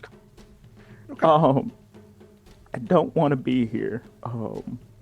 So from moving from here to there, that's there to there. Okay, cool. I love you all. I am scared. That is 45 feet away, I believe. Okay. Cool. Great. In that case, we go to. Well, I'm sorry. We skipped Lorelei again. Is there anything you would want Lorelei to do, Argus?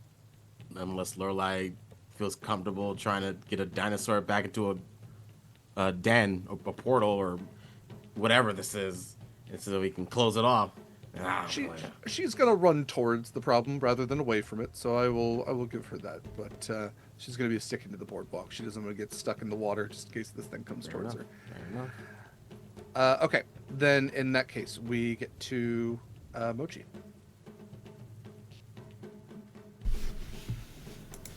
I still think that if she wants easy food, because otherwise she gets indigestion, that making some of these bandits smell delicious is a good idea.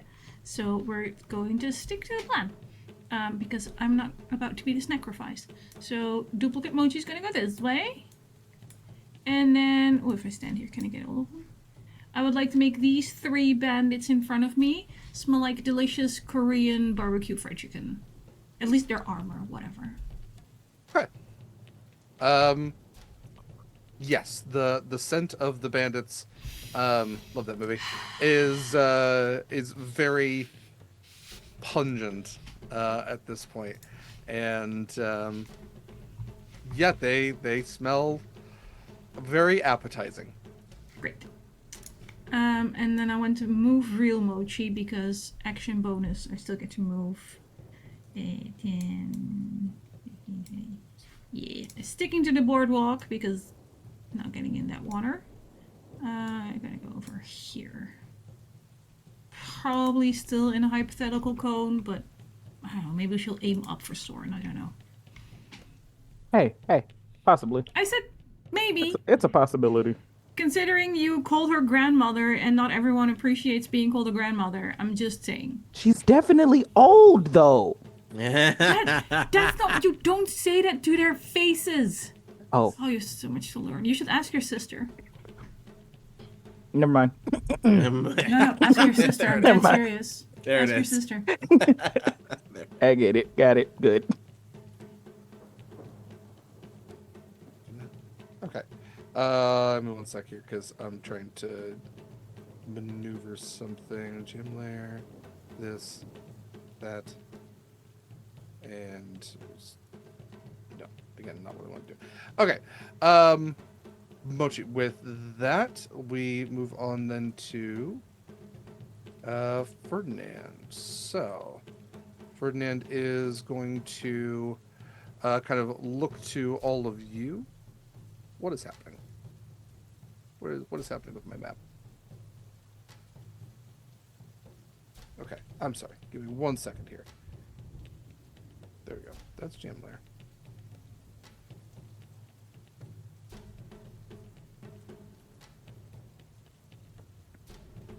I don't even know at this point. Okay, I'm not sure if you can even see the map anymore. It is what it is. I'll fix it in a second. Ferdinand's down here. Ferdinand is going to shove the bandit off of the clawfoot and mount that. And he is going to then see. He is going to take the clawfoot into the water, and he is going to start running off. He is going to try to avoid Mochi's spirit guardians. And as he passes by Mochi, he kind of just waves a hand. Best of luck then. And Fuck you too, buddy. he is going to run, but he's also mucked down quite a bit. Clarence, your turn. Those Please. two bandits are in my spirit guardians. I just noticed. They are. They certainly are. So let's see. Save for them. Nope. And yes. 20 points for no, 10 points for yes. Okay. All right, Clarence. It is all you. Right, Cal. I think this is a moment when I need some extra juice, cause this really has to work. I have your back, Clarence. Okay. And Clarence starts casting Phantasmal Force. Okay. Clarence can make up to a 10-foot cube of something that only the Queen of Feathers can perceive. So Clarence is going to create, over by all of the bandits down by the bonfire, Clarence is going to create like a 10-foot by 10-foot cubed pile of really good smelling bandits. Okay. Can you draw on the map where you're making this? Or Put them in chains.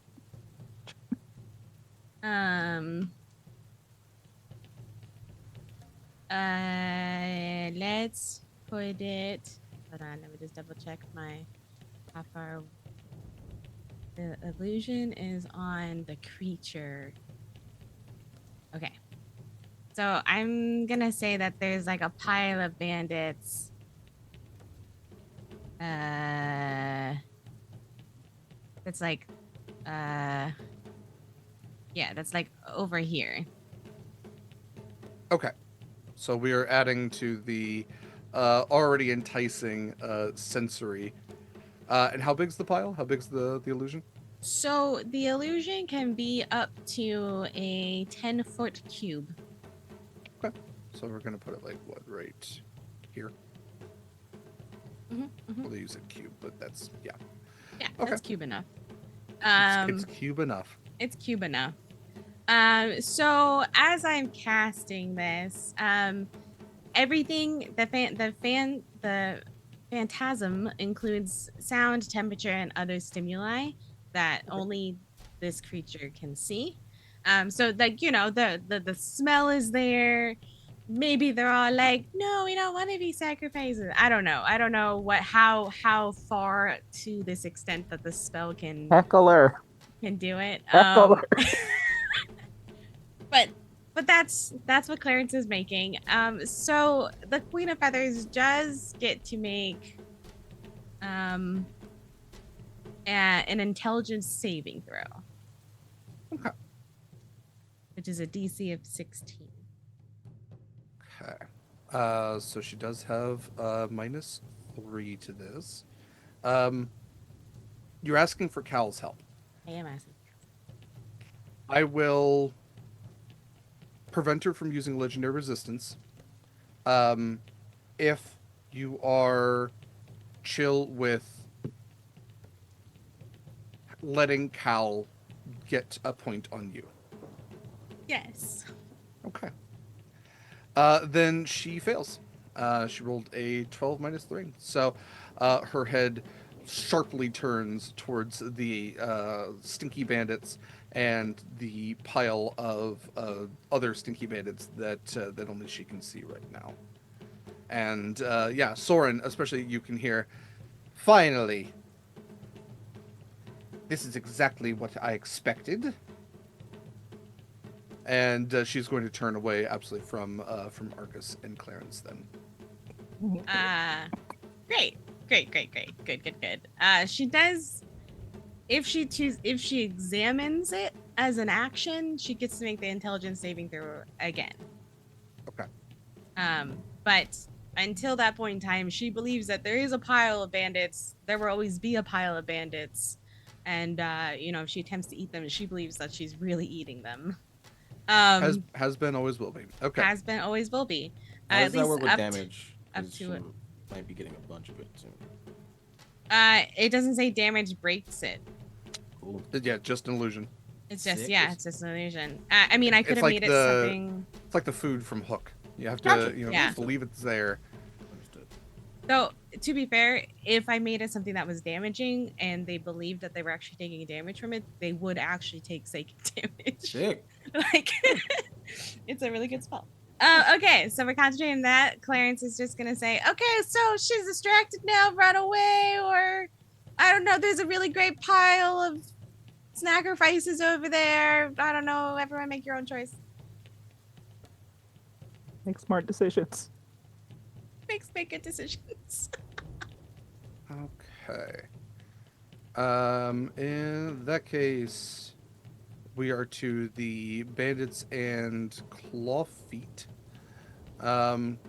So, let's see. There's some stinky bandits. The ones like that got scentified are kind of like smelling themselves. Like, do you smell it? You smell delicious. Why do you smell delicious? Why do we smell delicious? They're doing a little bit of a panic. Seeing her, these other bandits are also going to start to flee because she's real big. I'm gonna have these move down here. I don't think anybody is necessarily taking any attacks on her. You kind of get that that's not like been their modus operandi before. These two, next to OG Mochi, are going to move out of the Spirit Guardians at least. Let's see. This one's going to try running after Ferdinand, who stole his clawfoot. And these two are going to run as well. I think that's just most everybody. I'm going to have some come down here. Okay. Back to top of the order then with the Queen of Feathers. This will probably be our last turn order for the night, day, and we'll come back to this next week. But the Queen of Feathers is going to use Shattering Roar. So let's see. This is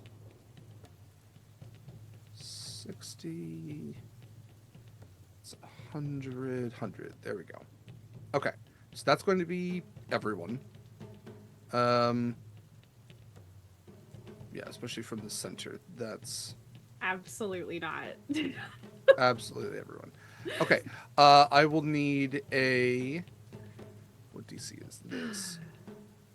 This is a DC 18 Constitution saving throw, please. Okay. Is this? I'm anything using for one of the our fear gifted condition? advantages. It is not for the fear condition. This is thunder damage. Oh. One more time? It's going to be thunder damage. It's a DC 18 Constitution save. Yeah, all right. Okay. I'm using an advantage. If anyone else is as well, let me know. I'll mark them off. I will also be using an advantage. And this will count for the Draconic Spirit as well. Mm-hmm. Is thunder damage lightning damage? No, they are different. Thunder damage is Oh, the concussive hell. force. All right. That's a, Son of a bitch. that's a natural 20 for me, so 28. Fantastic. Yeah, I'm gonna use an advantage as well. I also used an advantage. Damn, That's everybody, nice. Hey, Where listen. you really want to You gotta do what you gotta do, dog. Advantages. I also. It's an 18, isn't it? 18. Okay. I got an 18 with the advantage, so I'm hoping meets beats. Great. Yeah, beats. Uh-oh. Absolutely. I got a Solid. 23 for me. Nice. Okay. And I need I have to a, look at something real quick for. Okay. I have You a say con? +2. I needed that advantage. Yeah. And the Draconic Spirit got a 20. Nice. Fantastic. Okay. Whew. So, if you succeeded, you're going to take 11 points of thunder damage. If you failed, you are going to take 22 points of thunder damage, and you are incapacitated until the end of the Queen's next turn. Anybody fail? No, we used enough advantages made to it. make it. Yeah. We Okay, all I just used wanted to the- double check that we all Listen, made it. Okay, good. Advantages Lorelai and failed? burned a lucky point. Look, Yeah. I'm going to roll for everybody else now. I didn't want Not doing to this. split my attention there. I only care about Lorelai Lorelai, I'll rolled say. 19. She's fine. There. Ferdinand's fucked. Yes! The bandits are fucked. The claw raptors are fucked. Okay. Let's see here. That was. Is Lorelai fucked? No, No, Lorelai. she Lorelai made rolled a it. 19. Everybody else rolled below 10. Okay. So she's going to. Let's see. And I have to get a 10 for spell save, right? To keep my concentration. If it's Uh, the damage, whatever Yeah, damage you took, it's halved. always at least 10, Yeah. At least 10. and otherwise half of the damage you took. Okay, the pile of really great smelling bandits fades away. No! Okay, I got more Okay. spell slots. She begins to walk over to where the pile of good smelling bandits are, and then notices that it's gone. She does still see the two good sniffy ones, so she is going to use a bonus action, and she is going to. I need to measure one thing here. Let's see what is not a circle. I want a line. Okay. And she's going to Misty Step. You're going to watch all of her bioluminescence kind of glow at once, and then she will blink out of existence and appear on the other side of the bonfire here, and take one more step on. One more step right there. Kind of stepping on top of the mochi sous chef, and she will take her 2 bites at these poor individuals here. So while I determine their tasty fates, we move on to Betty.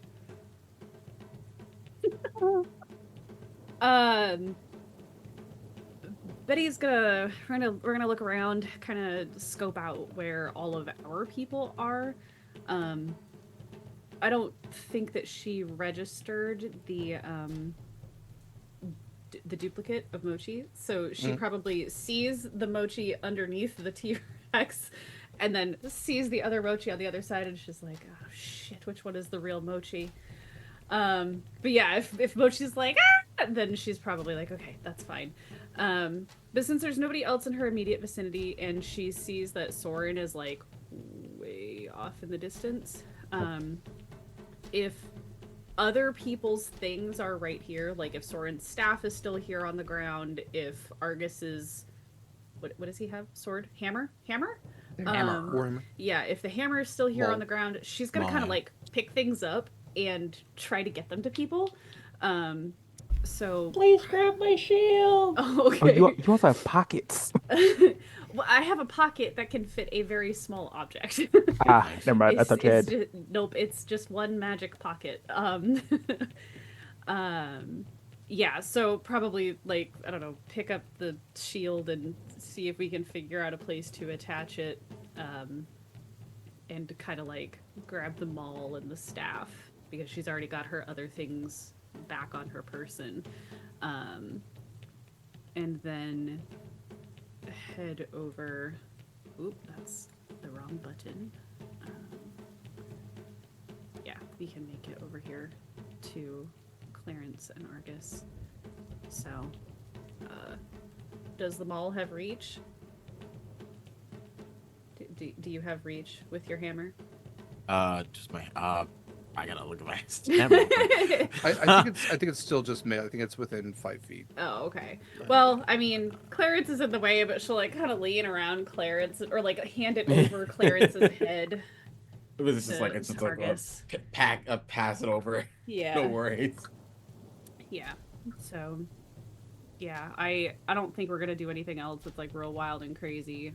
Just get the fuck out of here. Yeah, I mean that seems like the best option at the moment, and there's this huge bonfire between us, so maybe we can kind of slink off into the darkness somewhere. Back on our ship. Get the fuck out of Dodge. Oh, we gotta find everybody else too. Yeah. Yep. Okay.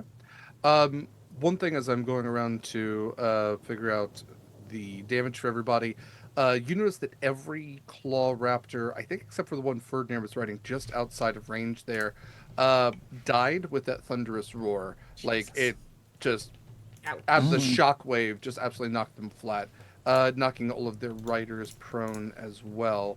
And took out a couple of bandits too, as most of the bandits are looking pretty rough. All the ones within range, at least, are looking pretty rough. So sad. with so sad indeed. With that, it is the Triceratops's turn, and it is going to try again to fucking get out of here. Run, my son. Get to And this so, ship, little Triceratops. Run, yeah, baby. the Triceratops will get it warm for you. Really, we'll start the Exactly. engine Just start the engine. We'll be right there. Run, baby. Run. Okay, so with that, let's see, Argus, is your turn. Do we have? I can't remember. We didn't have everybody freed, right? I can't remember. No. Correct. Where are they? No, we're just gonna they take were our stuff in- and then get them. Correct.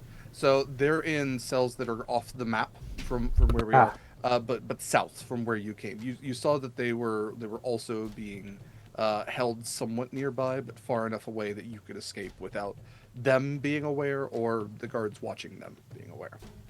I think with that knowledge, Argus is just gonna go like, they got enough they've got enough food for a while. We need to go now. And he will just start to hustle south. So we're heading right back where we left off. There we go. Action bonus action movement to just start booking it. Let me just mark it on my map. Okay. Just, good to see. So that's 70 total. So we're just gonna boop. Smart choice. Next up, then we have Soren. Soren, flying. That's exactly what he's doing. So, I just did a little research on carrying capacity of a huge creature. Seeing that he has 19 strength, he can carry a lot of shit.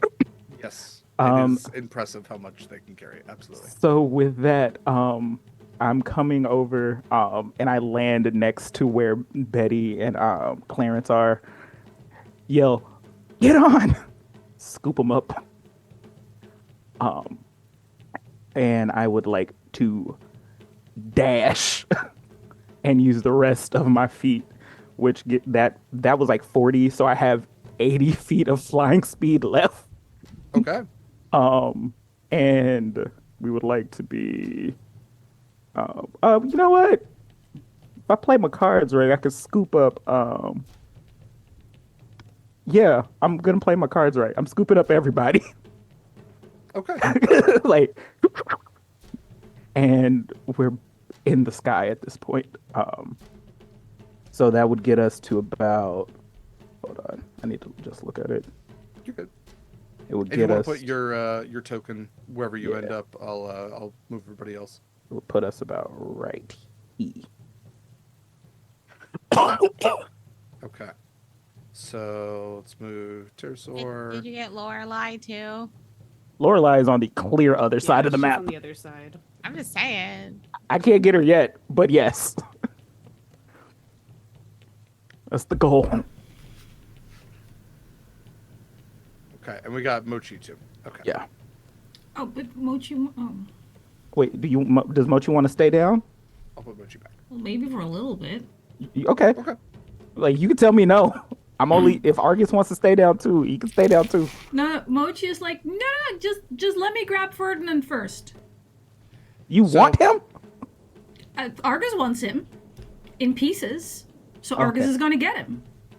Okay. I did promise my wife. Exactly. So, I do want to check on one thing. Is the Draconic Spirit large or huge? Let me pull it back up. Hold on.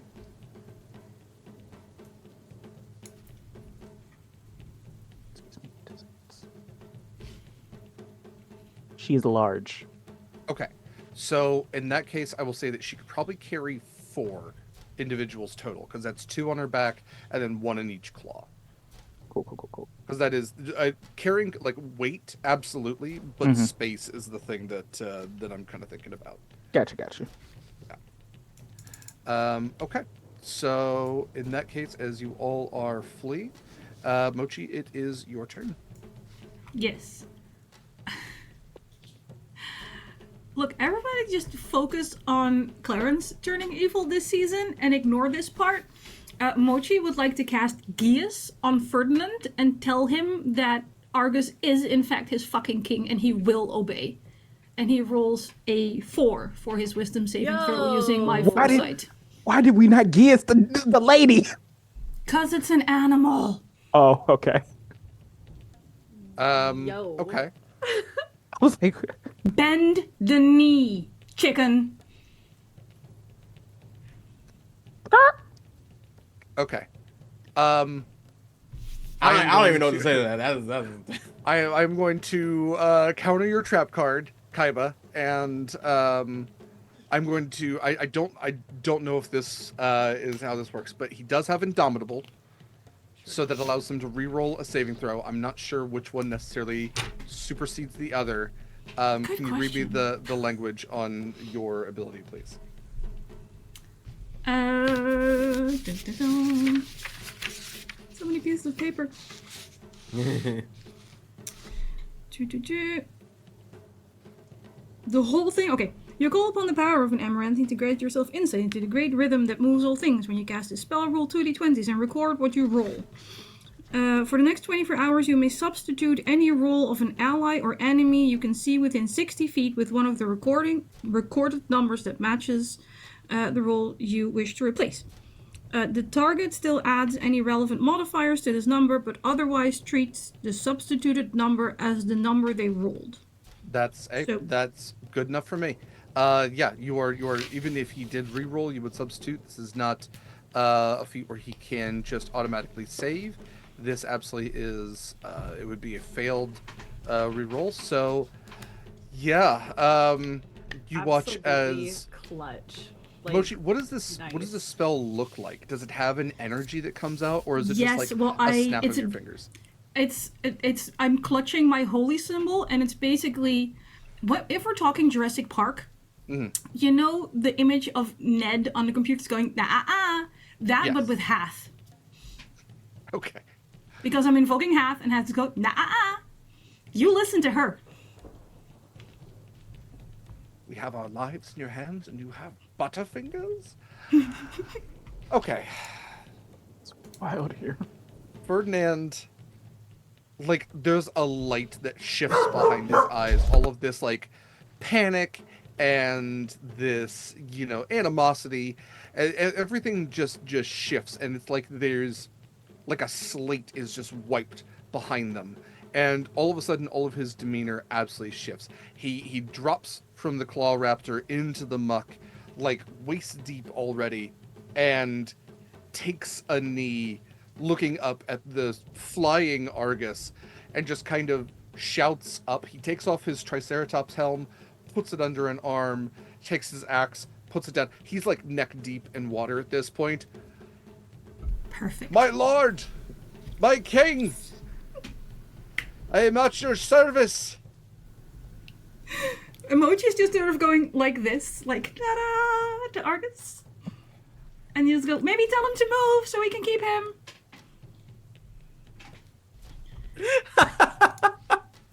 Emoji will walk to him now that he's unlikely to murder her. Are you getting on the clawfoot? No, I need him, like, as long as he obeys Argus and sticks with me, I'm gonna Dimension Doors out next round. Smooth. Because Dimension Doors 500 foot range. Damn. Smooth. I always forget. Take the chicken and go. Take the chicken and go is bonkers. He Look, looks priorities. to you, Mochi. We promised. We have My pants are layers to very this sore shit. to you right now. Argus, if you'd like to command, that is a free action. You're welcome to give a command to your new vessel. Christian's flabbergasted didn't think this was gonna happen. Fuck.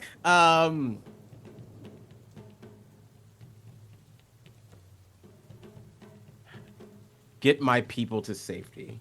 The ones you have imprisoned. He nods, dipping his beak into the water, and then stands with like just all of his armor just so waterlogged now, and goes to mount the clawfoot again.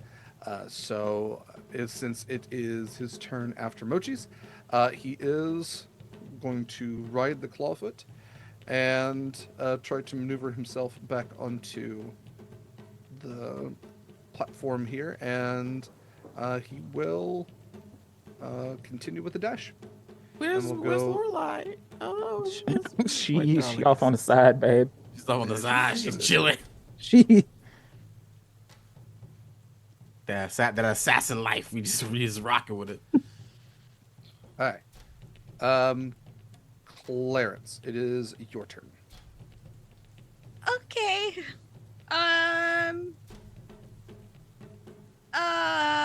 Okay, well, so I'm either on or in the claws of this giant.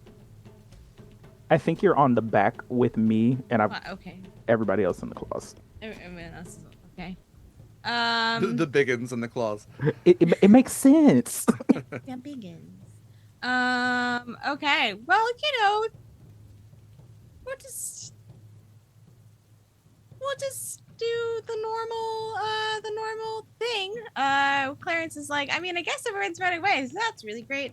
And Clarence is just gonna go ahead and Eldritch blast the Queen of Feathers because we can. Okay. Let her eat in peace, Clarence. Oh my Let god. her you're eat in so rude. peace. Just let her Dimension eat door her us out of bandits. here. No, it's fine. Sitting down at a restaurant and somebody fires bolts of force into My you. God. Yeah. Happily munching away and you get an Eldritch blast to the snout. You Just just chew get- it. you just Come get on. blasted. Such a All meanie. right. Okay, hold on. How do I cast the spell? That's the best question. Does an 18 hit her? An 18 does. Oh, it does? Oh, Yeah. joy. Okay. She has relatively like low armor. I mean, she's just an animal, but yeah, a lot of hit points. Okay. So, she's only gonna take 4 force damage, okay? But she does need to make a wisdom saving throw or be frightened of me. Okay. Wisdom save. I will have her use the second of her third. Yeah, whatever it is, indomitable, whatever. Rude. Perfect. And then Clarence just Legendary kind of resistance. sits there. I feel like that's normal. I feel like Clarence is feeling a little surge of energy here. A little nefariousness because Oh God. we let Cal have a bit more. I see how we got here. Okay. I am then going to use her one legendary action, because you all were flying away, but it just wasn't good enough for Clarence. All y'all are within perfect range. Damn I it! need all of you to do a. Well, let's start with the Draconic Spirit, since you're all kind of like on it. Uh-huh. I will need a dexterity saving throw from it, please. Okay. Teacher, am I excused from this? Because That I'm is on a the crit. ground and not there. That is a nat 20, baby. Hell yeah. Fantastic. So the rest of you can do your rolls normally, not with disadvantage then. No, what is it again? I'm sorry. It is a dexterity saving throw, please. This is a DC 20. Yeah, So am that's I fine. in it, Derek? I'm sorry? DC 20. Me too, or the people on No, the I'm thing? sorry. Anniek, I'm sorry. I thought I said. You are fine. You are not being carried on the pterosaur. This is, so you watch as the T-Rex finishes its bandit meal, kind of that, chomp, and then it slides back down the throat. And then you watch as it gets blasted with a couple of eldritch blasts, and it turns its head and watches that bioluminescence once again, like, charges up.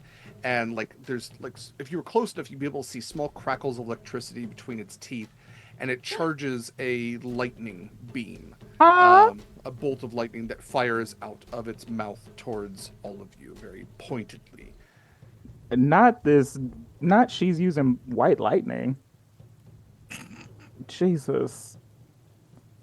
I am using another advantage on that, and that's a total of 20 for me. Yeah, I'm gonna have to use that or burn a lucky, because I rolled a nat 1. Or you're out of advantages.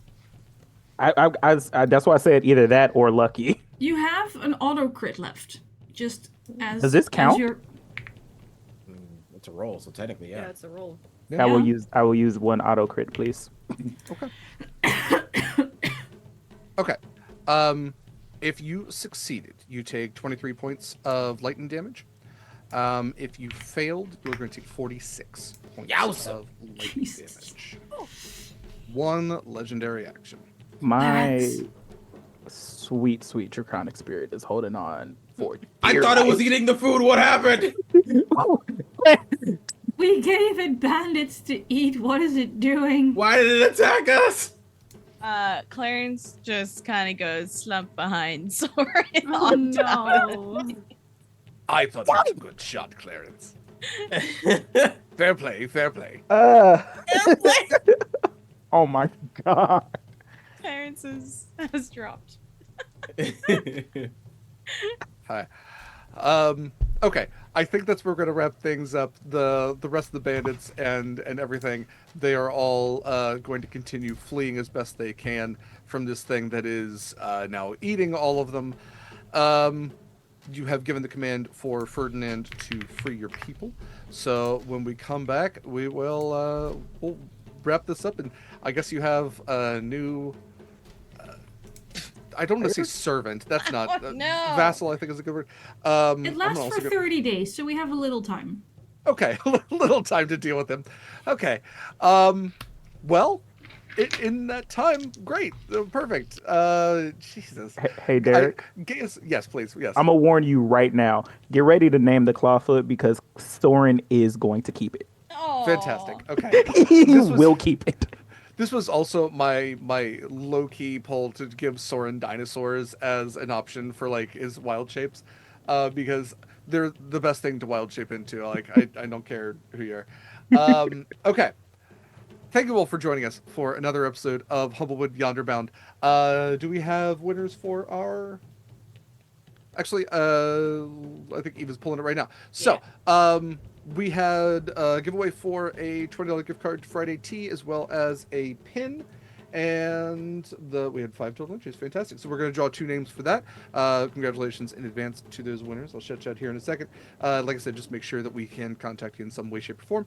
I'm going to have these lovely people go around and say a little bit more about themselves, and where you can find more of them. How they recommend you do. Let's go ahead and go around. Shadow, where can we find more of your lovely self? Yes, you can find me everywhere relevant at Shadow Sylvia. I will be here playing Clarence probably for the next several Sundays. Who knows? I feel like that's in Derek's hands now. And then I will also be here on Tuesdays playing Gate Night with Derek and the Lady Dame as we play through Baldur's Gate 3. We just rescued Scary Mommy. Well, I guess we didn't rescue Scary Mommy. We're about to rescue Scary Mommy. But it's gonna be great. It's gonna be a good time. So you should tune in on Tuesdays if you want to know what the heck I'm talking about. Otherwise, you can find me over on Roll D5 where I am an admin. This month is our cozy month, so all of our TTRPGs are going to have cozy themes about them, and how everybody interprets that theme is going to be different. So that's exciting. I will be running a game of Flabbergasted. It's gonna take place in wintertime in a mansion and with ghost fish? Question mark. We'll make it cozy. Don't worry about it. I think that's everything right now. Wonderful. Thank you, Shadow. Next up, we have Liz. Hi, friends. I'm Liz. I have been Betty Brightpaw, and what a time! Being a barbarian is so much fun. I am here. You can find me here on Sundays. That's about all the places I'm streaming right now. I am trying really, really hard to get OBS to actually work again, and I'm struggling. It's real hard, but we'll get there eventually. But I did actually just release a new game yesterday. It's more of a prompt generator. So if you are a person who kind of struggles with coming up with ideas for things that you want to write, I designed a cozy romance prompt generator. So you just need a deck of cards and some stuff to write with, and you can get all of the ideas that you could possibly need for your own cozy romance story. So you can find that at the link below in the chat. Yeah. Wonderful. I highly recommend checking out Liz's games. They are all fantastic. Many of them are journaling or solo games, so you don't even have to worry about scheduling with your friends. Next up, we have Queon. Hello, everybody. I am Queon. I go by Brother Queon across all of the internets. I'm sorry I was a problem today. I'm so sorry. But I am a TTRPG performer, producer, and graphic designer out here in the internet worlds. If you enjoy what I do, you can always catch me on any of my socials. That is at Brother Queon, BRUTHAQUEON. Also, if you're going to be at WonderCon, you'll see me there. I'm just going to be there just like hanging about, just being a little guy. And I would also like to have a lot of conversations about like growing an art community and all that good stuff. So yeah. Beyond that, you can catch me as a GM over on Batty Bards with World Replica next month, which I am very excited to put that out. It's a audio drama that we've done, and I am super excited about this little thing. It's inspired by Dot Hack, Sword Art Online, and a little bit of Agatha Christie stuff. So it's going to be great. And last but not least, Derek did ask about this the last time that we streamed, and I was going through some revisions, but I can officially say that the Plot Armory, which is my online apparel store, will be releasing this month on the 16th, and I am super excited. Every person should feel like they're the main character in their own life, and you should look and feel like it. So yeah. Very excited for that. Kian shared at least one of the products with us, and I will absolutely be getting something from there. I absolutely guarantee that, and I highly recommend you do too. So yeah, we'll absolutely share that link on the 16th. Very much looking forward to that. Thank you, Kian, and we have Anniek. Hi, my name is Nick. I am here on Sundays playing Mochi for the foreseeable future, and after that I get to DM here again. I get my Sunday slot back, and we will be running Tales from the Loop with the base players from what was originally my Vision campaign and some additional people. And after that I get to run more Mothership, because who doesn't need more science fiction horror in their lives, with basically the same setup. If we ever got around to recording part 2, then soon there will be a chaotic playthrough with Eva and me where we try to figure out the game Liminal Horror for 2 players without actually reading the rules. Because we pick music and make overlays and then go, wait, what? There's rules? Which actually makes for a great time, not gonna lie. It's a lot of fun. And then... I don't think I can talk about the rest yet. God damn it! So stay tuned for more. It's all on Sword and Key. I'm here. I'm stuck here. They're stuck with me. I'm stuck with them. We love it. We really do. We're very lucky for that. Yeah. Last but absolutely not least, we have Christian. Oh, hey, hi everybody. Hey, my name is Christian, aka Fluffy Goomba, all over the internet. I'm a TJRPG performer, educator, and event coordinator here in the space. And I did a lot of running today. I didn't expect to have a new ward. Is it not a ward? What would you call charge? Vassal. We call it Vassal? a vassal. Yeah. Vassal? Okay. You're welcome. I was thank gonna you. put a bow. I was gonna put a bow on him, but I ran out of actions. That'd have been good. So I'm excited to see where that goes. I'm excited to see where having this boat's gonna be full. Cause aren't we trying to also get that the other We're dinosaur getting on it? Trixie. We're bringing Like Trixie. Ceratops. Are we? How are they gonna fit on our boat? I just We'll need. make it work. There's another boat. They had a boat, right? This is true. There's two boats. We're building you a fleet. I live in the mountains. I'm landlocked. I don't really have much room. Admiral Argus. Just get used to the sound of it. Well, no anchor got used today, so I'm sorry I broke that campaign promise. That's on me. We'll try it next time. I promise. I promise we will get an anchor used as a weapon by me at some point.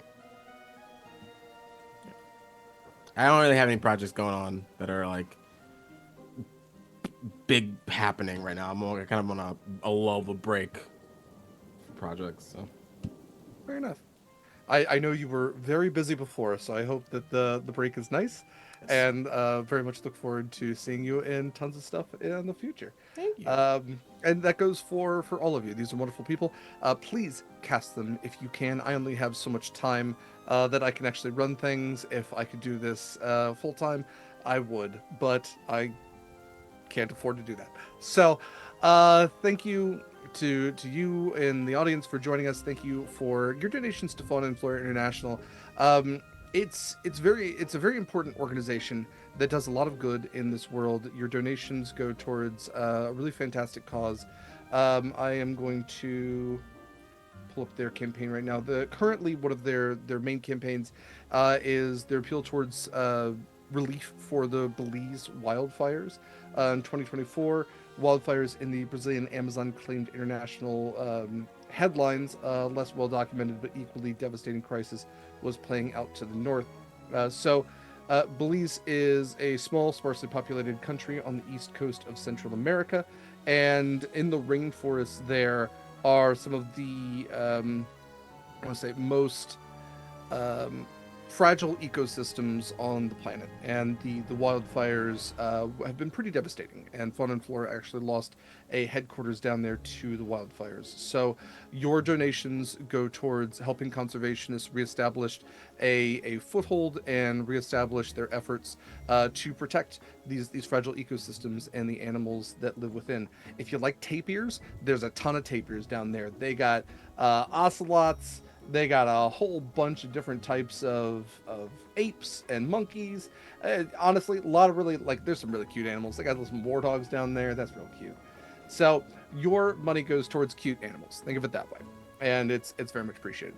Congratulations again to the winners of the giveaway today. And you can look forward to next time. We'll do a giveaway not only for a pin, but also for a hoodie code. Although honestly, the code can be used for anything that is the equivalent of a hoodie plus shipping, which is actually like a decent amount of money. So it's pretty good stuff. And all in thanks to Fun and Flora International for giving that to us, just for doing this, just for having a good time. For Sword and Key stuff, hi, I'm Derek. I am have been, will be, forever, your GM. I use he, him pronouns. I am the sword half of Sword and Key. Yes, Sword is my real last name. It's awesome that you can't have it. I am so lucky to get to play with these folks every week and spend this time here. If you want to find more Sword and Key stuff and see other projects like this with other wonderful people, or even the same of some of these wonderful people, you can go to beacons.ai/sword and key. You can find all of our socials there. It's Instagram, Blue Sky, and Twitter. All of those have underscores between the words sword_and_key. You can find links to other projects like our podcast Monster Crush, which is a podcast to do with my friend LD. We talk about different cryptids, creatures, and miscellaneous monsters from myth and how switchable they are. We are taking a month hiatus, and we'll be back in the month of love, February, because that's what our podcast is all about. But in the meantime, you can catch up on old episodes. Most recently, we did a Krampus episode for the holidays. You can also, on Beacons, join our Discord and talk to cool people about cool things. Also see our applications when they come out first. We're going to have applications out in the near future for a number of games, and we're planning out the year as well for some really great stuff. We're looking to bring back Marvel Multiverse, Game of Paragons, Cryptid Creeks, which we got in the mail the other day. I'm looking forward to running that, and a number of other games. Other than that, you can also find our ongoing philanthropic endeavors. You can donate to Fauna and Flora at any time. The Tiltify link is on our beacons. You can also see our affiliate ships. We are an affiliate with Hit Point Press in addition to a number of other great companies. But Hit Point Press are the makers of Humblewood. If you're looking to buy a copy for yourself, or really any of their other stuff, Griffin's Saddlebag, animated spell cards, the game Heckna, tons of great stuff. Even if you want like a little Strigg knight stuffed animal, they have those there. Miniatures, song licensing, all that cool stuff. All on our, we have a special link on our beacons. I think that actually might be it. I know I'm probably forgetting something, but that was all a lot. We are going to be rating someone. I'm sure. We are. I'm getting a thumbs up from the person you can't see. So wherever we go, spread some positivity over there. Be kind. Be nice. We will see you all next week. So take care of yourselves and others, and remember the Humblewood motto: no body, no crime, no drama. See ya.